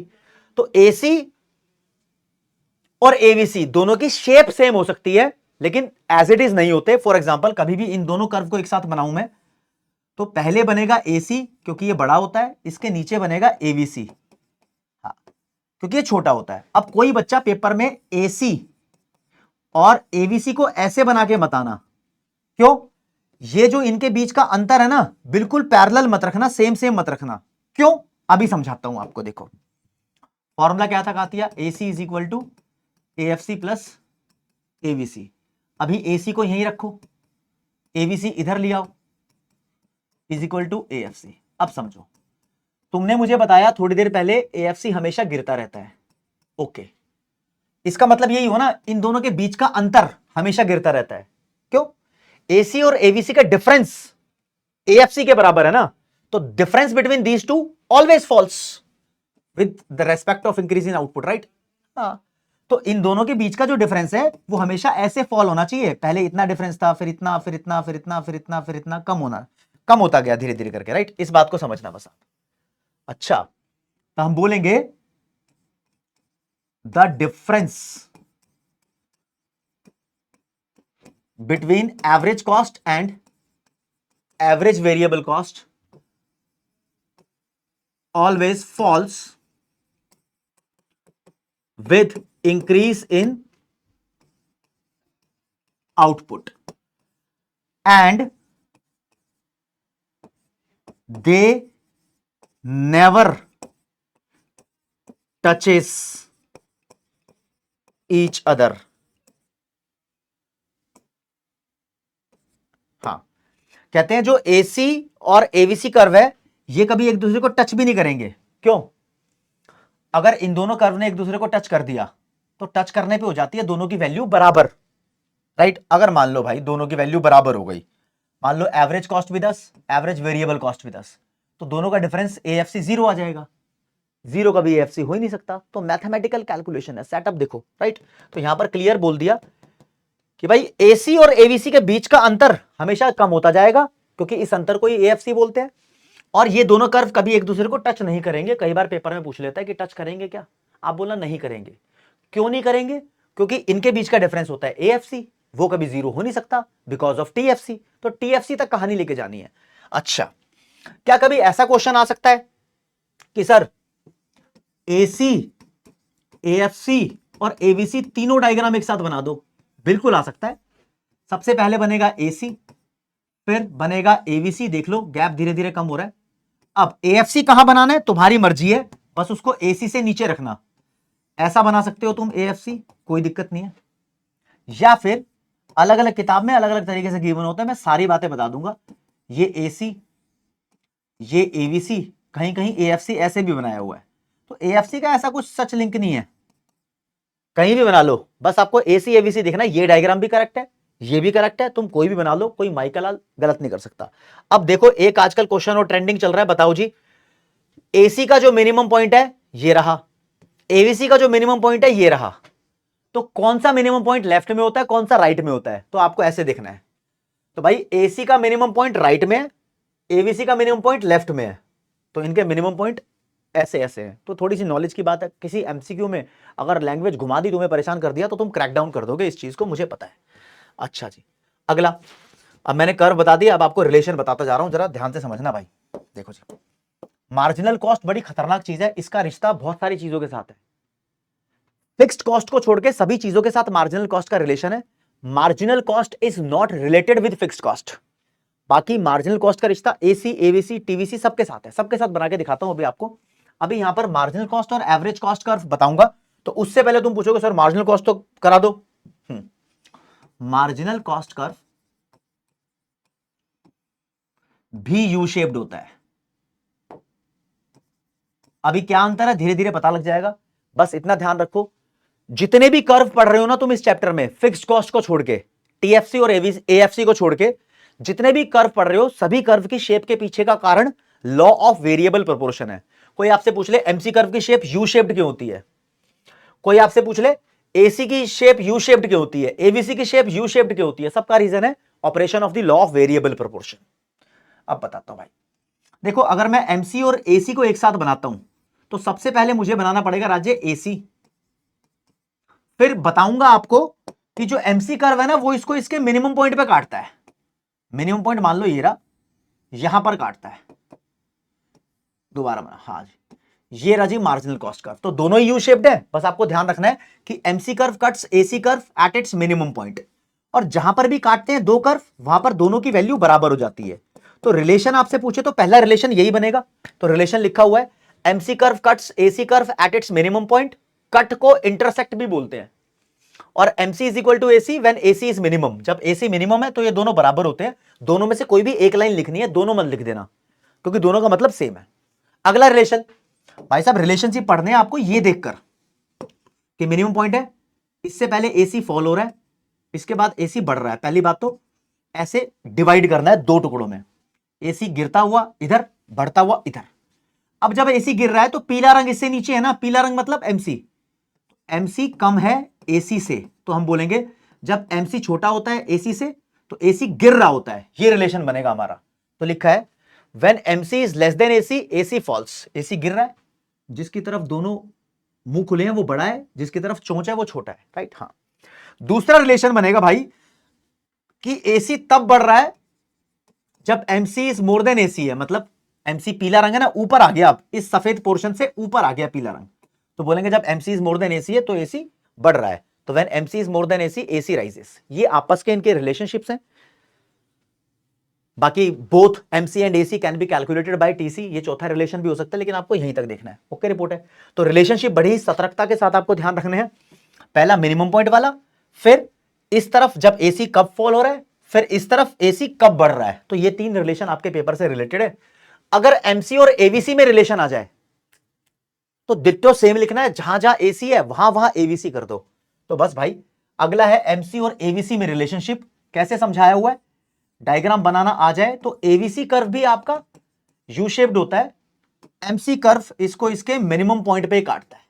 सेम रिलेशनशिप आप बोलोगे जब MC और ABC बराबर हैं तो ABC अपने आप में मिनिमम है, बाकी ABC गिर रहा है तो MC उसके नीचे है, और जब MC ऊपर आ गया तो ABC बढ़ने लग गया। डिट्टो सेम रिलेशन है, कुछ भी लेना देना नहीं है।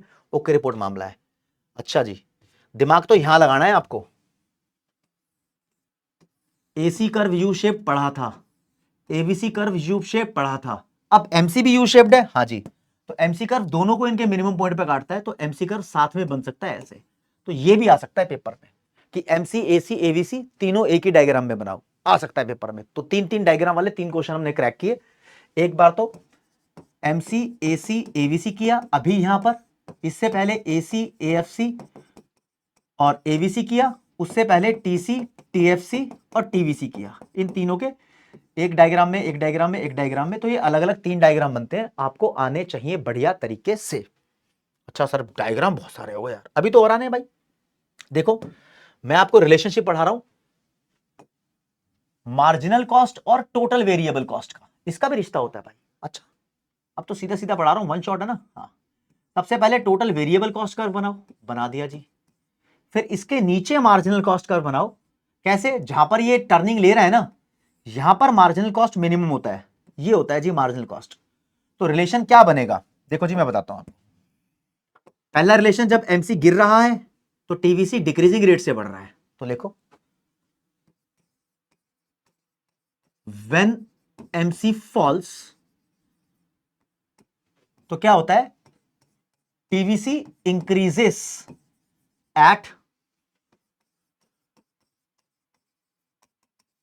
डिक्रीजिंग या डिमिनिशिंग रेट। ओके, दूसरा रिलेशन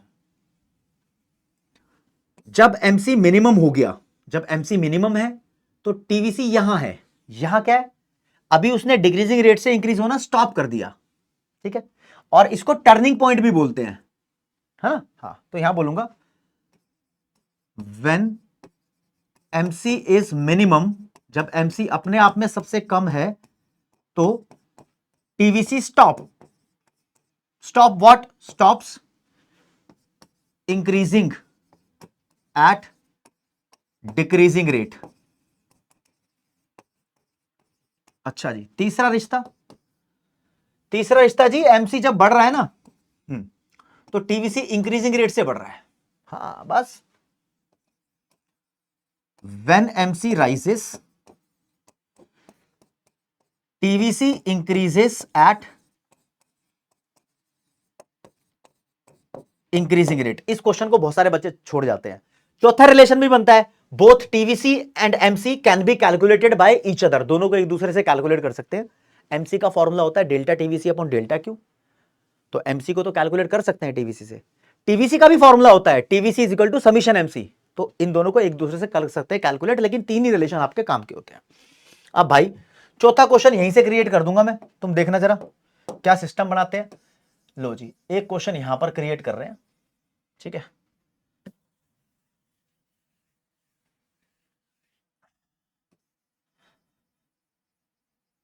क्या क्रिएट कर रहे हो लव कौशिक जी, ये सोच रहे होंगे तुम, बताता हूं अभी कातिया।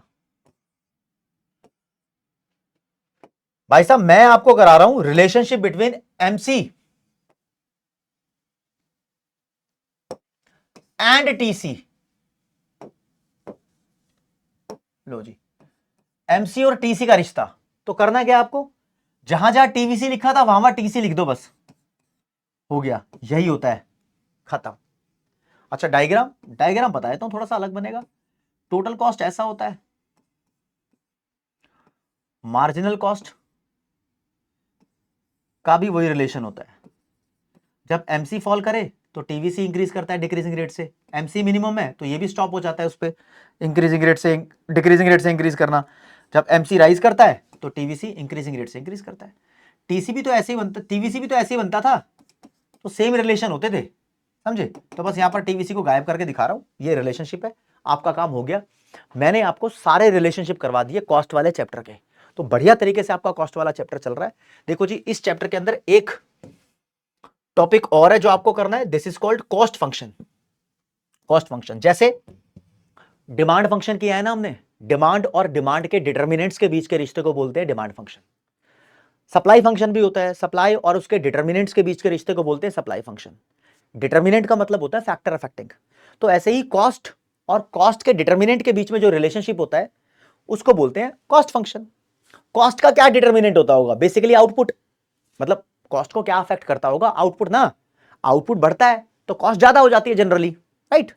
तो कॉस्ट फंक्शन के बारे में यही लिखा हुआ है, cost function refers to the mathematical relation, mathematical relation बोल लो, टेक्निकल रिलेशन बोल लो, क्योंकि कैलकुलेशन है यहां पर, of between cost and the various determinants of cost. ये लाइन नहीं लिखनी तो ये लिख लो नीचे वाली, it express the relationship between cost and output, ऐसे लिखते हैं इसको।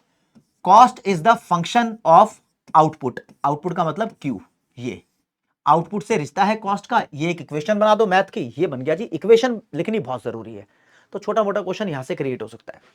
अब आपको और अंदर की बात बताता हूं दोस्तों, एक्चुअली एक वर्ड है इकोनॉमिक कॉस्ट। एक्चुअली इकोनॉमिक्स में ना कॉस्ट को देखने का नजरिया क्या होता है वो जरा ध्यान से समझो। देखो भाई, जब भी हम कोई बिजनेस चालू करते हैं ना तो उसके अंदर कुछ ना कुछ पैसा खर्च होता है, और जब पैसा खर्च होगा तो हम उसके अकाउंट्स बनाएंगे, तो अकाउंट्स में उस खर्चे को रिकॉर्ड भी करेंगे। बिल्कुल सही बात है भैया, अकाउंट्स के अंदर खर्चा रिकॉर्ड भी होना चाहिए, होता भी है, राइट। तो इकोनॉमिक्स बोलती है कि जो भी खर्चा हम अकाउंट्स में रिकॉर्ड कर लेते हैं उसको बोलो एक्सप्लिसिट कॉस्ट या फिर अकाउंटिंग कॉस्ट।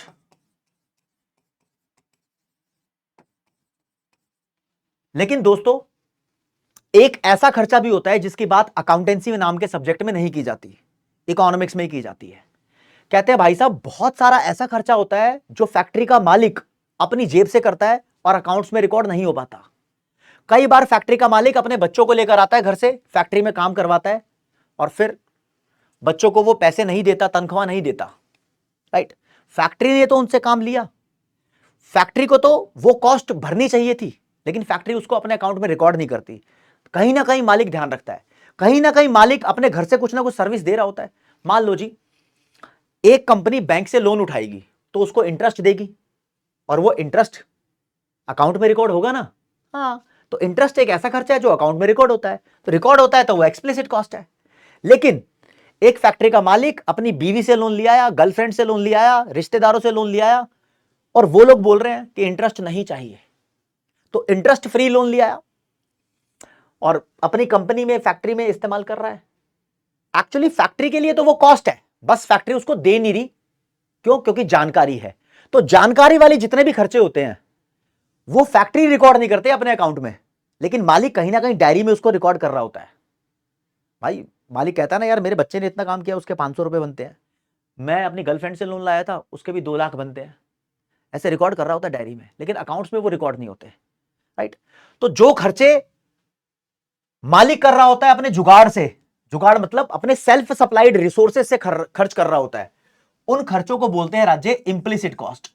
और क्योंकि इंप्लिसिट कॉस्ट का जिक्र हम अकाउंट्स में नहीं करते, तो अकाउंट्स नाम के सब्जेक्ट में इसको पढ़ते भी नहीं है। तो इकोनॉमिक्स बोलती है जब भी तुम्हें प्रॉफिट निकालना हो इकोनॉमिक्स के लेवल पे, तो आप हमेशा देखना अकाउंट्स में कितना खर्चा रिकॉर्ड हुआ है प्लस वो खर्चा भी जोड़ो जो रिकॉर्ड नहीं हुआ। मान लो जी हम कंपनी के अकाउंट बना रहे हैं और कंपनी ने 100 करोड़ का खर्चा किया। अब मालिक कहता है 2 करोड़ तो ऐसे भी थे जो मैं अपने जुगाड़ से लेकर आया था। तो टोटल कॉस्ट जो होती है वो ये होती है। अच्छा, कॉस्ट को डिवाइड करने के अलग अलग तरीके होते हैं, फिक्स्ड कॉस्ट और वेरिएबल कॉस्ट भी कॉस्ट के 2 पोर्शन है, लेकिन अकाउंट्स में रिकॉर्ड करने के हिसाब से भी कॉस्ट के 2 पोर्शन बनते हैं। हाँ, जो खर्चे अकाउंट्स में रिकॉर्ड हो जाते हैं तो माना जाता है कि ये वो खर्चे हैं जो इनपुट्स को खरीदने के लिए इस्तेमाल हुए थे। तो ऐसे खर्चे जो किसी भी इनपुट को हायर करने में इस्तेमाल हो, लैंड लेबर कैपिटल कुछ भी हायर करने में इस्तेमाल हो, वो अकाउंट्स में रिकॉर्ड होते हैं। लेकिन ऐसे खर्चे जो मालिक अपने सेल्फ सप्लाइड रिसोर्सेज से जुगाड़ से लेकर आया है और उसने अकाउंट्स में रिकॉर्ड नहीं करवाए, तो उन खर्चों को बोलते हैं इंप्लिसिट कॉस्ट, और ये अकाउंट्स में रिकॉर्ड नहीं होते। और बताता हूं तुम्हें अच्छे तरीके से मालिक क्या बोलता है। मालिक कहता है भाई समोसा बना रहे हैं, मान लो प्रिया क्या बोलती है, प्रिया समोसे वाली समोसा बनाती है। वो कहती है जी देखो एक समोसा बनाने पे 4 रुपए खर्च होते हैं, ठीक है जी, प्लस 1.5 रुपया मेरा घर का भी लग जाता है जो मैं अकाउंट में नहीं डाल पाती। ये मेरा बड़ा इंपॉर्टेंट खर्चा होता है। वो अपने घर से भी बहुत सारी चीजें लेकर आती है, अपने बॉयफ्रेंड को भी लगाती होगी काम में, और कहती है जी देखो 0.5 का तो मेरे को प्रॉफिट चाहिए, मतलब ज्यादा प्रॉफिट नहीं है वो।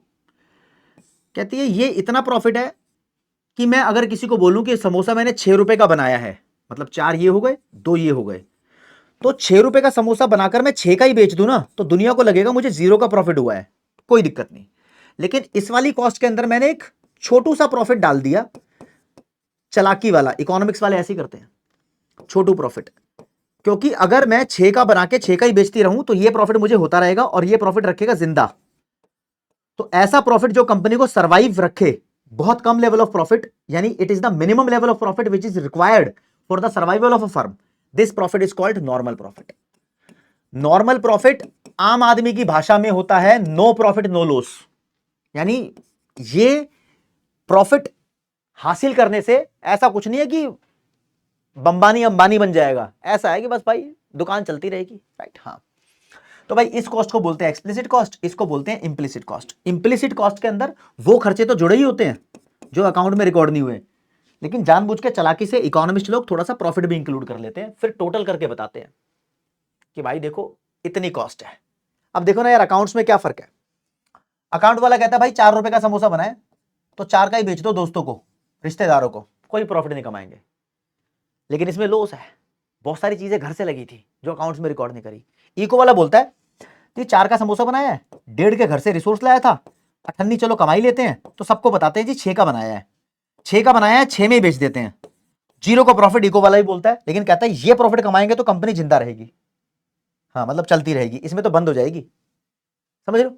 तो थोड़ी सी बातें अकाउंट्स और इकोनॉमिक्स में मतभेद करती है, तो आपको बताता हूं दोस्तों क्या होता है एक्सप्लिसिट कॉस्ट और क्या होता है इंप्लिसिट कॉस्ट। सबसे पहले एक्सप्लिसिट कॉस्ट के बारे में बात करूं तो explicit cost is the actual money expenditure of the firm on hiring of inputs, hiring of inputs या purchasing of inputs, and it is recorded in the books of accounts. इसका example देखोगे तो फर्म रेंट पे करती है, interest पे करती है, रॉ मटेरियल खरीदती है, ये सब खर्चे चाहे फिक्स कॉस्ट हो या वेरिएबल कॉस्ट हो, ये सब खर्चे जो भी अकाउंट्स में रिकॉर्ड हो रहा है वो सब एक्सप्लिसिट कॉस्ट होते हैं।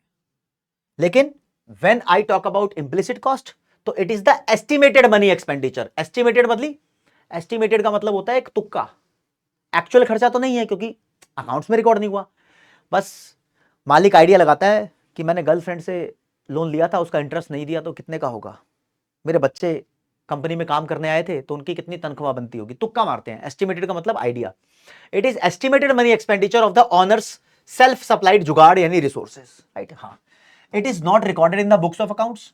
इसके एग्जाम्पल होते हैं, जैसे बैंक का इंटरेस्ट पे करोगे तो उसको इंटरेस्ट पेमेंट बोलते हैं, और यहां पर जो गर्लफ्रेंड का इंटरेस्ट है उसको बोलेंगे इंप्लिसिट या इंप्यूटेड इंटरेस्ट। हाँ, किसी भी खर्चे से पहले इंप्यूटेड लगा दोगे तो वो इंप्लिसिट कॉस्ट का एग्जाम्पल हो जाएगा। मान लो जी कहीं से फैक्ट्री ली आपने किराए पर, तो उसका रेंट पे कर रहे हो, तो वो रेंट हो जाएगा एक्सप्लिसिट कॉस्ट, अकाउंट्स में रिकॉर्ड होगा। अपने ही घर में फैक्ट्री खोल ली तो उसका रेंट सिर्फ डायरी में ही नोट होगा अकाउंट में रिकॉर्ड नहीं होगा, तो उस रेंट को बोलेंगे इंप्यूटेड रेंट, इंप्लिसिट कॉस्ट का पार्ट है। अच्छा जी, अब आप नौकरी करोगे किसी कंपनी में तो वहां से सैलरी भी लोगे, अपनी ही फैक्ट्री में नौकरी कर रहे हो तो वहां से सैलरी ले रहे हो तो ठीक है, वो एक्सप्लिसिट कॉस्ट है, लेकिन नहीं ले रहे तो कहीं ना कहीं डायरी में नोट कर रहे हो, उस सैलरी को बोलेंगे इंप्यूटेड सैलरी एटसेट्रा। इसके एग्जांपल है। तो 3 पॉइंट इंप्लिसिट कॉस्ट के किए, 3 पॉइंट हमने एक्सप्लिसिट कॉस्ट के किए। इनके बीच में अगर डिफरेंस आ जाए 3 नंबर का तो आप आसानी से बना सकते हो राज्य। हाँ जी, तो एक क्वेश्चन आता है, what is the meaning of cost in economics. तो हम बोलेंगे इकोनॉमिक्स में कॉस्ट का मतलब, या फिर इकोनॉमिक कॉस्ट एक ही चीज होती है, it refers to the sum total of explicit cost and implicit cost. Implicit cost के अंदर नॉर्मल प्रॉफिट इंक्लूडेड होता है, इंप्लिसिट कॉस्ट में नॉर्मल प्रॉफिट इंक्लूड होता है। Normal profit refers to the minimum level of profit that is required for the survival of the firm. भाई साहब देख लो, 1 घंटा 5-6 मिनट के अंदर ये कॉस्ट वाला चैप्टर था पूरा का पूरा खत्म कर दिया है। अब अगला चैप्टर हम स्टार्ट करने जा रहे हैं, चैप्टर का नाम है रेवेन्यू। सांस ले लो थोड़ी सी, मुझे पता है हाँ कॉस्ट का चैप्टर कवर अप किया है तो एक छोटा सा ब्रेक तुम लोगे, 1 मिनट का एटलीस्ट ब्रेक लोगे, लेकिन जो बच्चा यहां पर हार जाएगा, जो बोलेगा चल ठीक है यार मैंने कॉस्ट कर लिया, रेवेन्यू बाद में करेंगे, ऐसे थकेले बच्चे मैंने बहुत देखे। तुम कोशिश तो करते हो, लेकिन कोशिश एक हद तक करते हो, इतनी कोशिश सब कर लेंगे। सोचो इस वन शॉट को जो देखने आया होगा उसने दोनों चैप्टर एक बार में पढ़े होंगे क्या? बच्चे सोचते एक हो गया चल ठीक है दूसरा बाद में कर लेंगे। राजे, जब मैं यहां खड़ा होकर तुम्हें दूसरा चैप्टर एक सांस में मतलब वन शॉट में करवा रहा हूं, इधर उधर नहीं गया, तुमने देखा होगा स्क्रीन से गायब नहीं हुआ लौंडा, और करवाया जा रहा है करवाया जा रहा है करवाया जा रहा है, तो तुम्हारा फर्ज भी बनता है हद से तुम इतना कर सकते हो कि ऐसे पानी उठा के थोड़ा सा पी सकते हो।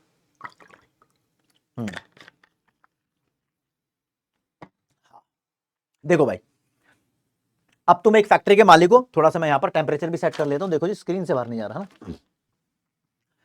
तुम मालिक हो, कोई सामान प्रोड्यूस करते हो, मैन्युफैक्चर करते हो, तो उसके लिए खर्चा करते हो, खर्चा करते हो तो उस खर्चे को कॉस्ट बोल देते हैं। लेकिन दोस्त माल बेचोगे भी तो सही। अब तुम मान के चलो कि तुम हो दुकानदार, शॉपकीपर, सेलर या फर्म एक ही बात होती है, तुम वो हो, तुम माल बेच रहे हो, तो माल बेचने के बदले जो तुम्हें पैसे मिलेंगे उन पैसों को बोलते हैं रेवेन्यू। मतलब क्या बोले रे कातिया? मैं यूं बोला कि मान लो जी प्रिया की बात कर रहा हूं, इसने 100 समोसे बेच दिए, 10 रुपए का एक समोसा था, तो इसको 1000 रुपए मिल गए, तो प्रिया की सेल्स हो गई 1000 रुपए। इस सेल्स को ही रेवेन्यू बोलते हैं। यूं बोलता हूं, रेवेन्यू का मतलब, revenue refers to the money receipt by selling a commodity. कुछ भी सामान बेच के जो भी पैसा मिल जाए वो रेवेन्यू है। रेवेन्यू का मतलब प्रॉफिट नहीं होता, रेवेन्यू का मतलब इनकम नहीं होता। देखो ना, प्रिया कहती है मैंने 100 समोसे है ना 6 रुपए के हिसाब से बनाए थे, तो 600 के तो मैंने बनाए थे, लेकिन मेरी सेल्स हुई है 1000 की, तो 1000 की रिसिप्ट हुई है, 600 के बनाए थे, इन दोनों का जो अंतर है ये प्रॉफिट कहलाता है। तो प्रॉफिट होता है राजे revenue minus cost. Total revenue को टोटल कॉस्ट से माइनस कर दो तो प्रॉफिट निकल कर आता है। तो profit is something different, right? अभी ढंग से बताऊंगा क्या फॉर्मूला होता है क्या नहीं होता, आप मेरे साथ बने रहो, बड़े ही अच्छे तरीके से आपको चीजें समझानी शुरू करता हूं। और इसके अंदर बेसिकली हम 3 कॉन्सेप्ट पढ़ेंगे, टीआर, एमआर, एआर। छोटा सा ये चैप्टर है, आप देखो जरा। मान लो जी प्रिया कह रही है ऐसे करके, कह रही है लव मेरी बात सुन, मैं समोसे बेच रही हूं 1 2 3 4, और कह रही है कि मैंने समोसे का जो प्राइस रखा हुआ है ना वो 10 रुपए रखा हुआ है, पहला दूसरा तीसरा चौथा, जो भी समोसा लेना है 10 रुपए का ले लो। तो एक समोसा बेचा तो उसको 10 रुपए मिले। कैसे पता लगता है कितने रुपए मिले? प्राइस को क्वांटिटी से मल्टीप्लाई कर दो। 2 समोसे बेचे तो उसके पास 20 रुपए आ गए, 3 समोसे बेचे तो 30 रुपए आ गए, 4 समोसे बेचे तो 10 के हिसाब से 40 रुपए आ गए। ये जो भी उसके पास आ रहा है इसको बोलते हैं टोटल रेवेन्यू, शॉर्ट में टीआर लिख सकते हो, अलाउड है। ओके, अब भाई टीआर की वैल्यू का डिफरेंस निकालना स्टार्ट करो तो उसको बोलेंगे मार्जिनल रेवेन्यू। 10 में से 0 गए, क्योंकि 1 से पहले 0 ही आउटपुट होगा, तो 10 में से 0 गए 10, 20 में से 10 गया 10, 30 में से 20 गया 10, 40 में से 30 गया 10। ये मार्जिनल रेवेन्यू है। मार्जिनल रेवेन्यू का मतलब होता है कि जब तुम एक समोसा बेच रहे हो तो पता है कि तुम्हें 10 रुपए मिल रहे हैं, लेकिन एक और समोसा बेचा तो उससे कितने पैसे मिले, तो भाई उससे 10 और मिल गए। एक और बेचा तो कितने और मिले, 10 और मिल गए, तो 10-10 बढ़ते जा रहे हैं, टीआर बनता जा रहा है। वही है जैसे तुम पुराने कॉन्सेप्ट पढ़ते आए हो, उसी हर एक मार्जिनल वाली चीज की डेफिनेशन बिल्कुल सेम तरीके से स्टार्ट होती है। तो दोस्तों ये जो टोटल रेवेन्यू था तुमने कैसे निकाला, तुमने निकाला जी प्राइस को क्वांटिटी से मल्टीप्लाई करके। ठीक है जी, प्राइस को क्वांटिटी से मल्टीप्लाई करके। और मार्जिनल रेवेन्यू कैसे निकाला जी, आपने निकाला टीआर की दो वैल्यू का डिफरेंस निकाल के। ठीक है, इसका एक फॉर्मूला और होता है, बता दूंगा अभी। अब दोस्तों टीआर हो गया, एमआर हो गया, तीसरा कॉन्सेप्ट करना है एआर। इसमें तीन ही कॉन्सेप्ट है। एआर का मतलब होता है एवरेज रेवेन्यू, और ये निकलता है जी टोटल रेवेन्यू अपॉन आउटपुट। अब तक आपको समझ में आ गया होगा कि ए वाली सारी वैल्यू टी अपॉन आउटपुट करके आती है ना। हाँ, तो टोटल रेवेन्यू देखो जरा, 10/1 10 टीआर अपॉन आउटपुट कर रहे हैं। TR upon output 20/2 10, 30/3 10, 40/4 10। ये हो गया जी एवरेज रेवेन्यू। तो तीनों चीजें हैं एवरेज वाली चीजें, चाहे एवरेज कॉस्ट हो पिछले चैप्टर में, चाहे एवरेज रेवेन्यू हो, इन सब चीजों की डेफिनेशन में लगता है पर यूनिट, यानी पर यूनिट के हिसाब से कितना रेवेन्यू मिल रहा है। जैसे एवरेज कॉस्ट आपसे कोई पूछ ले तो पर यूनिट प्रोड्यूस करने की कॉस्ट कितनी है, एवरेज रेवेन्यू आपसे कोई पूछ ले तो पर यूनिट को बेचने का रेवेन्यू कितना है।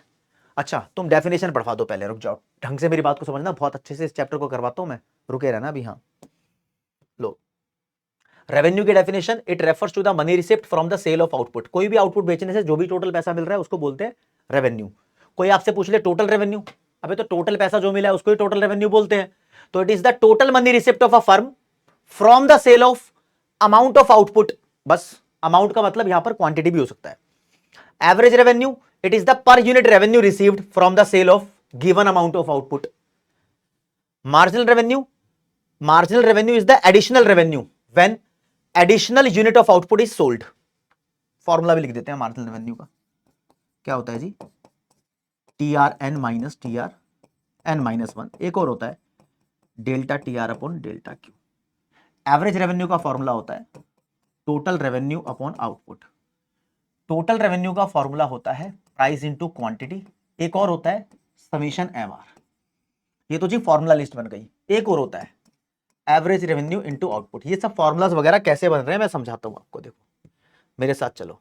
लो जी, सबसे पहले आपने ये देखा एवरेज रेवेन्यू का फॉर्मूला है जी total revenue upon output, right.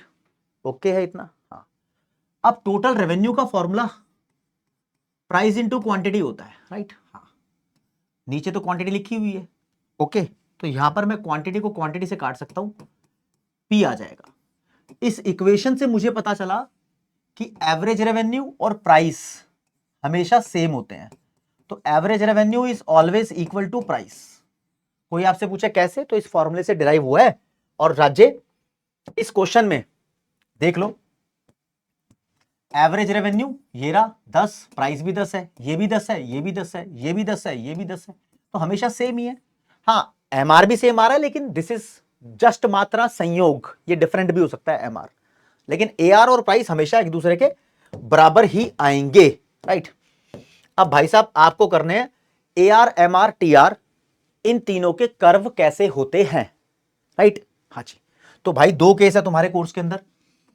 एक केस है जी perfect competition,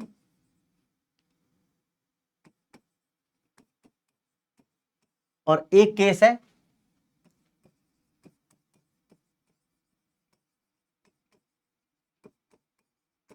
imperfect competition. Actually market को दो पार्ट में डिवाइड किया हुआ है। कुछ दुकानें ऐसी होती है जहां पर कांस्टेंट प्राइस पर तुम ज्यादा क्वांटिटी बेचते रहो, 10 रुपए की छोले भटूरे की प्लेट है, लगातार बेचते रहो, 10 रुपए ही है। कुछ दुकानें ऐसी होती है जहां पर आपको ज्यादा माल बेचने के लिए प्राइस कम करना पड़ता है। तो जिस मार्केट में आपको ज्यादा माल बेचने के लिए प्राइस कम करना पड़े उसे बोलते हैं इंपरफेक्ट कंपटीशन।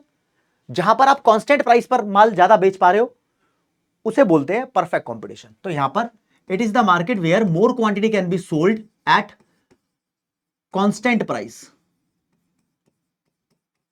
मतलब ऐसा, यहां पर मैं क्वांटिटी लिख रहा हूं, 1 2 3 4 आप बेचे जा रहे हो और प्राइस कितना है, मान लो जी 10 रुपए।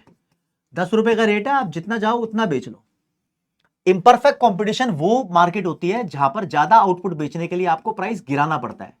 फॉर एग्जाम्पल आप बोल रहे हो 1 किलो आलू लोगे तो 10 रुपए के हिसाब से दूंगा, 2 किलो लोगे 9 रुपए के हिसाब से, 3 किलो लोगे 8 रुपए के हिसाब से, 4 किलो लोगे 7 के हिसाब से, 5 किलो लोगे 6 के हिसाब से, 6 किलो लोगे 5 के हिसाब से, 7 किलो लोगे 4 के हिसाब से। मतलब आप कोशिश कर रहे हो माल को ज्यादा से ज्यादा बेचने की, और ये कोशिश तभी पूरी हो पा रही है जब आप प्राइस गिरा रहे हो। अगर तुम ऐसे हालातों में हो तो तुम्हारी मार्केट इंपरफेक्ट कंपटीशन है। परफेक्ट कंपटीशन इंपरफेक्ट कंपटीशन दोनों को डिटेल में पढ़ते हैं माइक्रो इकोनॉमिक्स के एंड वाले चैप्टर में। यहां पर नाम मात्र छोटा सा नमूना है तो नमूने के तौर पे पढ़ा रहा हूं, लेकिन यहां से पेपर में क्वेश्चन बनता है। यहां पर मैं क्या पढ़ाऊंगा भाई आपको, मैं इन दोनों केस में आपको टीआर एमआर एआर कैलकुलेट करना सिखाऊंगा। अच्छा जी, तो कैलकुलेट करते हैं जरा। टीआर कैसे आता है भाई, प्राइस को क्वांटिटी से मल्टीप्लाई करने में, 10 एकम 10, 10 दूनी 20, 10 तिया 30, 10 चौक 40, ये टीआर है। एमआर आएगा टीआर की वैल्यू का डिफरेंस, 10 में से 0 गया 10, 10 10 20 30 40, बार बार 10 10 का अंतर है। एआर कैसे आएगा, टोटल रेवेन्यू को आउटपुट से मल्टीप्लाई कर दो, या तुम चालाक हो तो समझ जाना प्राइस और एआर एक ही बात होती है।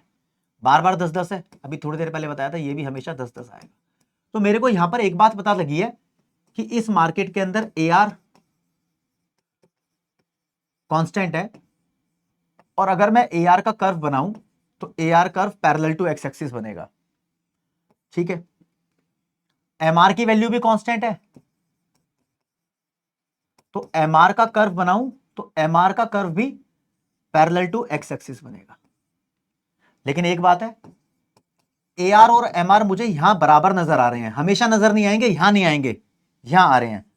तो जो एआर है वही एमआर है। पेपर में क्वेश्चन आता है भाई एआर एमआर बराबर हो सकते हैं क्या, आप बोलना हाँ हो सकते हैं। कब हो सकते हैं, इंपरफेक्ट कंपटीशन में नहीं, परफेक्ट कंपटीशन में हो सकते हैं, समझ रहे हो। हाँ। और टोटल रेवेन्यू कैसा है भाई, बढ़ता जा रहा है, 10 20 30 40 सेम गैप से बढ़ता जा रहा है। तो टोटल रेवेन्यू के बारे में बोलोगे, it is upward sloping curve increasing at constant rate, same rate से बढ़ता जा रहा है, राइट। ओके, हाँ आ जाओ जी, इंपरफेक्ट कंपटीशन में ये तीनों कर्व कैसे होते हैं वो देख लेते हैं। तो सबसे पहले मैं आपको निकालना सिखाऊंगा टोटल रेवेन्यू, जिसका फॉर्मूला प्राइस इनटू क्वांटिटी होता है। 10 को 1 से करोगे 10, 9 को 2 से करोगे 18, 8 को 3 से करोगे 24, 7 को 4 से करोगे 28, 6 को 5 से करोगे 30, 5 को 6 से करोगे 30, 4 को 7 से करोगे 28। तो टोटल रेवेन्यू हमेशा बढ़ता रहता है, एक टाइम पर आकर गिर भी जाता है। तो टोटल रेवेन्यू यहां पर ऐसा होता है, initially increases at diminishing rate then falls. ये लाइन मुंह से बोल रहा हूं ना, लिखनी है तुम्हें, वीडियो चाहे पॉज कर लेना, तुम्हारी डेडिकेशन भी चाहिए। हाँ। चलो जी, मार्जिनल रेवेन्यू कैसा होता है, मार्जिनल रेवेन्यू होता है टोटल रेवेन्यू का डिफरेंस। 10 में से 0 गया 10, 18 में से 10 गया 8, 24 में से 18 गया 6, 28 में से 24 गया 4, 30 में से 28 गया 2, 30 में से 30 गया 0, और 28 में से 30 गया -2, यानी ये माइनस में भी हो सकता है। हाँ, और खास बात ये देखो, मार्जिनल रेवेन्यू की वैल्यू यहां की तरह कांस्टेंट नहीं है, ये गिर रही है, 10 8 6 4। तो मार्जिनल रेवेन्यू की वैल्यू गिरती है और ये नेगेटिव भी पहुंच जाता है। देखो गिरता गिरता पॉजिटिव और गिरता गिरता नेगेटिव भी है। जो भी कर्व बना रहे हो उसका नाम वाई एक्सिस पे आएगा, एक्स एक्सिस पे हमेशा आएगा क्वांटिटी सोल्ड, क्योंकि यहां बेचने की बात करते हैं रेवेन्यू वाले चैप्टर में। अच्छा जी, एवरेज रेवेन्यू निकालो। एवरेज रेवेन्यू को टोटल रेवेन्यू अपॉन क्वांटिटी करके निकालो, या प्राइस के बराबर लिख दो, हमेशा कोई फर्क नहीं पड़ता। प्राइस की जो वैल्यू वही आएगी, 10 9 8 7 6 5 4, निकाल के देख लेना तब भी। तो भाई एवरेज रेवेन्यू यहां पर आएगा तुम्हारा ऐसा, ये रेवेन्यू है यानी प्राइस है। रेवेन्यू जो होता है, प्राइस जो होता है वो नेगेटिव नहीं जाएगा, जीरो भी नहीं जाएगा। अगर आप देखो, जैसे मैं यहां रिलेशन दिखा रहा था, एआर एमआर कैसे होते हैं, बराबर होते हैं। यहां रिलेशन देखो, ए आर एम आर के बीच में, शुरू में तो चलो बराबर है, फिर हमेशा ए आर की वैल्यू बड़ी है, ये 9 है तो ये 8 है, ये 8 है तो ये 7 6 है, तो यहां पर जब भी देखोगे तो ए आर रहेगा पॉजिटिव, एम आर रहेगा ऐसा, नेगेटिव भी जा सकता है। तो in this case A R is always more than M R. देखो जी, पॉइंट टू भी नोटेड है जो आपको ध्यान रखने हैं। पहला पॉइंट आपसे पूछेगा A R is more than M R कब होता है, तो आप बोलोगे इम्परफेक्ट कंपटीशन में। वैसे तो इम्परफेक्ट कंपटीशन में बहुत सारी टाइप्स होती है, मोनोपोली, मोनोपोलिस्टिक कंपटीशन, ओलिगोपोली, वो एंड वाले चैप्टर में देखते हैं, आप अभी मत डरना, राइट। हाँ, ए आर एम आर के बराबर कब होता है, परफेक्ट कंपटीशन में। ठीक है जी, ओके रिपोर्टर, आपको पेपर में बोलेगा, केस देगा कि भैया इस केस में बताओ कौन सा कर्व कैसा होता है, राइट। हाँ, अगला क्विज भी कराऊंगा। A R is also known as price, क्योंकि दोनों की वैल्यू सेम होती है। अब A R curve is also known as demand curve, इसको भी मत भूलना। ए आर कर्व को डिमांड कर्व भी बोलते हैं। क्यों? डिमांड कर्व क्या था भाई, ये डिमांड कर्व है, इधर प्राइस और इधर क्वांटिटी, प्राइस और क्वांटिटी के बीच में रिश्ता दिखाने वाला कर्व डिमांड कर्व था। तो ए आर कर्व क्या है, मान लो ए आर कर्व है, ये ए आर, यहां क्वांटिटी, तो ए आर भी तो प्राइस ही है, तो प्राइस और क्वांटिटी के बीच में रिश्ता तो ए आर कर्व भी दिखा रहा है, सेम ही दिखाएंगे, तो ए आर कर्व को डिमांड कर्व भी बोलते हैं। और क्या डिमांड कर्व ऐसा नहीं हो सकता? हो सकता है, जब होता है जब price elasticity of demand infinity होगी। आई होप इस चीज के लिए आपने ढंग से मेरा वन शॉट देखा होगा प्राइस इलास्टिसिटी ऑफ डिमांड का, राइट। हाँ, तो बस इतनी लाइन ध्यान रख लेना भाई, ए आर कर्व को डिमांड कर्व भी बोलते हैं, ज्यादा पनौती मत फैलाना इसके पीछे, राइट। हाँ, अब देखो क्वेश्चन क्या आएगा भाई, यहां से सीधी बात, क्वेश्चन क्या आएगा दोस्तों, क्वेश्चन ये आएगा, देखो पीछे बताता हूं आपको, बार बार बोलेगा what is the shape of A R and M R when more quantity can be sold at constant price. तो आप बोलोगे इस केस में तो भैया ए आर एम आर दोनों पैरेलल टू एक्स एक्सिस होते हैं, हॉरिजॉन्टल लाइन होते हैं और एक दूसरे के बराबर होते हैं। What is the shape of A R and M R when more quantity can be sold by lowering the price, जब प्राइस को रिड्यूस करके तुम ज्यादा आउटपुट बेचते हो, तो आप सीधा बोलना ये तो इंपरफेक्ट कंपटीशन की बात कर रहे हो आप। यहां पर A R is more than M R होता है हमेशा, ए आर भी डाउनवर्ड स्लोपिंग कर्व होता है, एम आर भी डाउनवर्ड स्लोपिंग कर्व होता है, लेकिन A R is always more than M R, right. यहां आपसे एक चीज और पूछ सकता है कि भाई बताओ एम आर और टी आर में कुछ रिश्ता है क्या? हाँ जी, रिश्ता है। ये आपका टी आर है, जहां टी आर मैक्सिमम होता है वहां एम आर 0 हो जाएगा, रिश्ते बनेंगे 3। देखो एम आर 0 है ना, यहां पर टी आर 30 है मैक्सिमम, तुम बोलोगे 30 तो 2 बार है, अरे मैक्सिमम उसको बोलते हैं जिसके बाद कुछ गिर जाए, तो इसके बाद कुछ गिर रहा है ना, 30 के बाद 28, ये तो 30 के बाद 30 है, तो ये मैक्सिमम नहीं है, ये मैक्सिमम है, राइट। हाँ, तो 3 रिश्ते बनेंगे, when M R fall but positive, T R rises at diminishing rate. दूसरा point, when M R is 0, T R is maximum. तीसरा point, when M R becomes negative, T R start falling. ये 3 relation हो गए हैं। I hope आपने मेरी आवाज सुनी भी होगी, कॉपी में नोट भी किया होगा।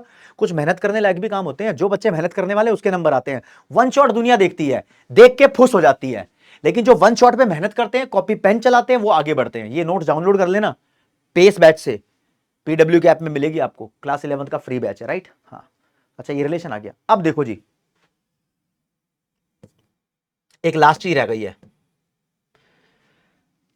पेपर में पूछा draw M R, A R and T R, ऐसे पूछा है भाई, बहुत अलग चीज करा रहा हूं दोस्त, ध्यान रखना।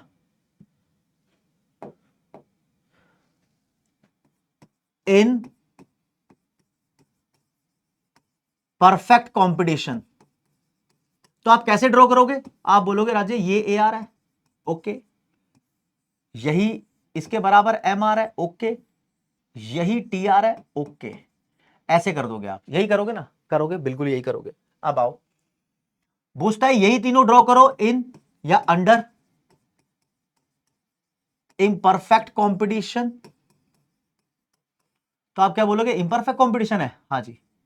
लो जी, ये ए आर है, अलग से मत ड्रॉ करो चाहे एम आर को, इसके नीचे दिखा दो, ये रहा जी एम आर। आप टी आर ड्रॉ कर लो, ये रहा। कोई बच्चा चाहे तो तीनों को एक डायग्राम में ड्रॉ कर सकता है, क्या बोलेगा? ये राजी टीआर, इसके नीचे जहां मैक्सिमम है यहां से मैं एमआर निकालूंगा, और एमआर से तो ऊपर ही होता है एआर, आप ऐसे भी ड्रॉ कर सकते हो, पूछा हुआ है। लेकिन दोस्त जब आपको क्लियर ना हो कि बोले MR AR TR curve draw करो, ऐसे लिखा हो, कुछ ना गिवन हो, तो ध्यान रखना this is called general case, और यही केस ज्यादातर पेपर में आ रहे हैं आजकल। आपको गिवन ही नहीं होता। जब आपको गिवन नहीं होता तो आपको परफेक्ट कंपटीशन का भी नहीं बनाना, इम्परफेक्ट कंपटीशन का भी नहीं बनाना। सोचो कि किसी फॉर्म ऑफ मार्केट की बात ही नहीं कर रहे, ऐसे में आपको एआर कर्व ऐसा बनाना है, एमआर कर्व ऐसा बनाना है, और टीआर कर्व ऐसा बनाना है। अरे ये क्या है? अरे मैंने आपको प्रोडक्शन फंक्शन वाला चैप्टर कराया है, हाँ कराया है। वहां पर 3 कॉन्सेप्ट पढ़ाए थे, टीपी, एमपी, एपी। तो जैसी टीपी, एमपी, एमपी, एपी की शेप थी, वैसी ही शेप टीआर, एमआर, एआर की बनेगी जनरल केस में। यानी ना तो ये ऐसा केस है जहां पर कांस्टेंट प्राइस पर सामान ज्यादा बेच लेंगे, ना प्राइस गिराकर ज्यादा सामान बेच लेंगे, कुछ भी हो सकता है। हम यहां पर लॉ ऑफ वेरिएबल प्रोपोर्शन के हिसाब से चलते हैं कि भैया प्रोडक्शन के हिसाब से सामान बिकेगा, जिस हिसाब से बनेगा। तो पहले सामान बहुत जल्दी जल्दी बनता है, तो टीआर बहुत इंक्रीजिंग रेट से बन के बिकेगा, फिर डिक्रीजिंग रेट से होता है टीपी, फिर गिरता है। तो सेम गोज विद टीआर, जैसा एमपी होता था वैसा एमआर, जैसा एपी होता था वैसा एआर। आई होप आपने प्रोडक्शन फंक्शन का वन शॉट देखा होगा। तो दोस्त अगर यहां रिलेशन बने, आपसे पूछ लिया एमआर और एआर में रिलेशन बताओ, कुछ भी क्लियर नहीं है, नहीं लिखा परफेक्ट इम्परफेक्ट, तो आपको ऐसे बताना है भाई साहब, पहले बनाएंगे एआर जो कि हमेशा पॉजिटिव होता है, एमआर इसको इसके मैक्सिमम पॉइंट पे कट करता है। 3 पॉइंट बनेंगे इसके। पहला पॉइंट एमआर और एआर बराबर होंगे जब एआर मैक्सिमम होगा।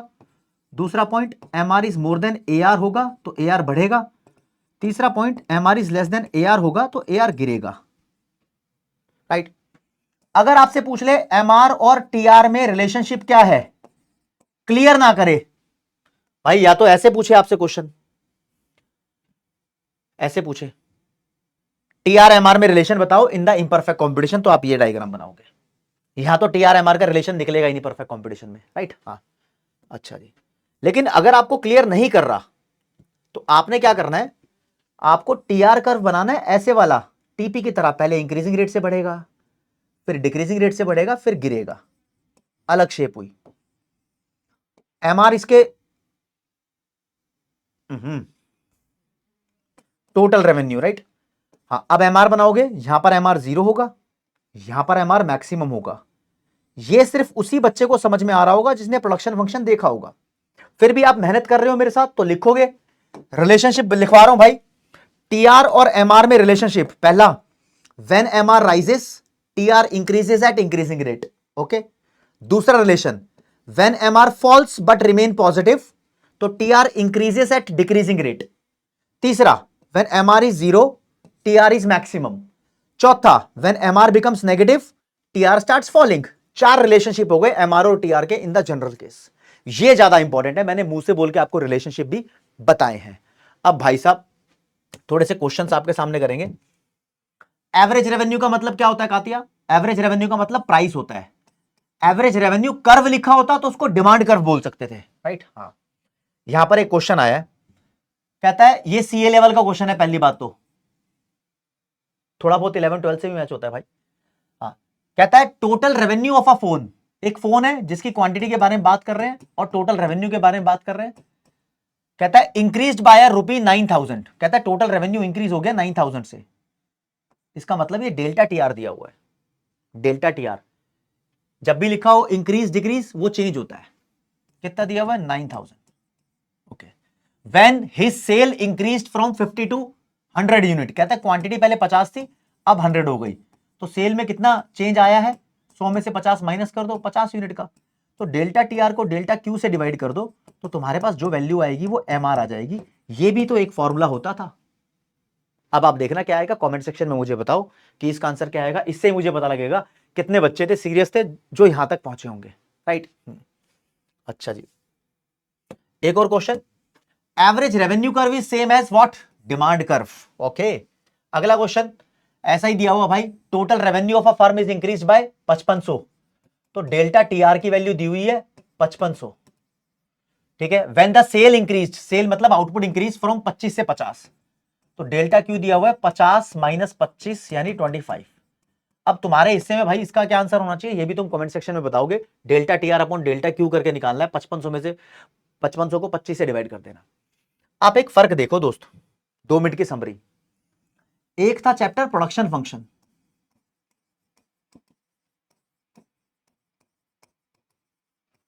फिर एक आया चैप्टर कॉस्ट, फिर एक आया चैप्टर रेवेन्यू।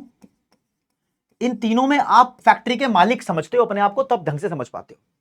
जैसे कि भाई यहां पर मैं कोई भी डायग्राम बनाता था ना, तो एक्स एक्सिस पे लिखता था क्या, एक्स एक्सिस पे लिखता था क्या, variable factor. Basically labour labour लिखते थे बार बार, उसको वेरिएबल फैक्टर मान के चलते थे। कोई भी कर्व बनाना हो, चाहे मेरे को एपी कर्व बनाना हो, एमपी बनाना हो, टीपी कर्व बनाना हो, कुछ भी बनाना हो, हमेशा ये लिखते थे, राइट। जब कॉस्ट का चैप्टर आया तो चाहे तुम्हें टीएफसी बनाना हो, टीवीसी बनाना हो, टीसी बनाना हो, एसी बनाना हो, एवीसी बनाना हो, एमसी बनाना हो, एएफसी बनाना हो, तुम्हें कोई भी कर्व बनाना हो, तुमने यहां पर लिखा आउटपुट प्रोड्यूस्ड या क्वांटिटी, ठीक है। जब रेवेन्यू का चैप्टर आया तो एक्स एक्सिस पे हमने लिखा आउटपुट सोल्ड, यहां पर बात बेचने की कर रहे थे, output sold, quantity sold, sale sale की बात हो रही थी। चाहे तुम कोई भी कर्व बनाओ, एआर एमआर टीआर कोई भी बनाओ, राइट। प्रोडक्शन फंक्शन में हमने सिर्फ 3 डायग्राम करे, एपी एमपी और टीपी, यानी 3 कर्व करे। यहां पर हमने 7 करें, 3 टी फैमिली के, 3 ए फैमिली के और एक मार्जिनल कॉस्ट, और हमने यहां पर 3 ही करें, एआर एमआर टीआर, लेकिन हर कर्व को 3 एंगल से किया है। परफेक्ट कंपटीशन में एआर कैसा होता है, इम्परफेक्ट में कैसा होता है, और जनरल कैसा होता है। जनरल तो एपी की तरह होता है ना, वो प्रोडक्शन फंक्शन वाले निकल जाएंगे। तो तीनों चैप्टर का एक लिंक एस्टैब्लिश किया है। आई होप आप लोगों को ठीक ठाक लगा होगा कि हाँ भाई ये लौंडा है, इसका नाम लव कौशिक है, ठीक ठाक पढ़ा लेता है और नंबर अच्छे आ जाते हैं बच्चों के। बस मेरे को इस बात की खुशी रहती है। तो आपका भी यही हाल होना चाहिए, बढ़िया नंबर आने चाहिए। तंदुरुस्त लेवल का वीआईपी कंटेंट तुम्हारे सामने पेश किया और मेरे को बहुत अच्छा लग रहा है, सुकून मिल रहा है कि भाई 2 चैप्टर एक साथ मैंने आपको पढ़ाए हैं।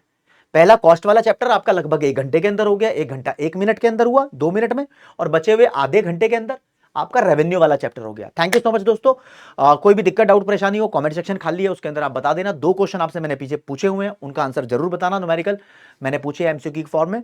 और अगला वन शॉट आपको कौन सा चाहिए, प्रोड्यूसर इक्विलिब्रियम का चाहिए या सप्लाई का चाहिए, कौन सा चाहिए वो मुझे कमेंट सेक्शन में बताओ, मेरे लिए वो जानना सबसे ज्यादा जरूरी है। ठीक है, थैंक यू सो मच। जय हिंद, जय भारत, नमस्कार, धन्यवाद।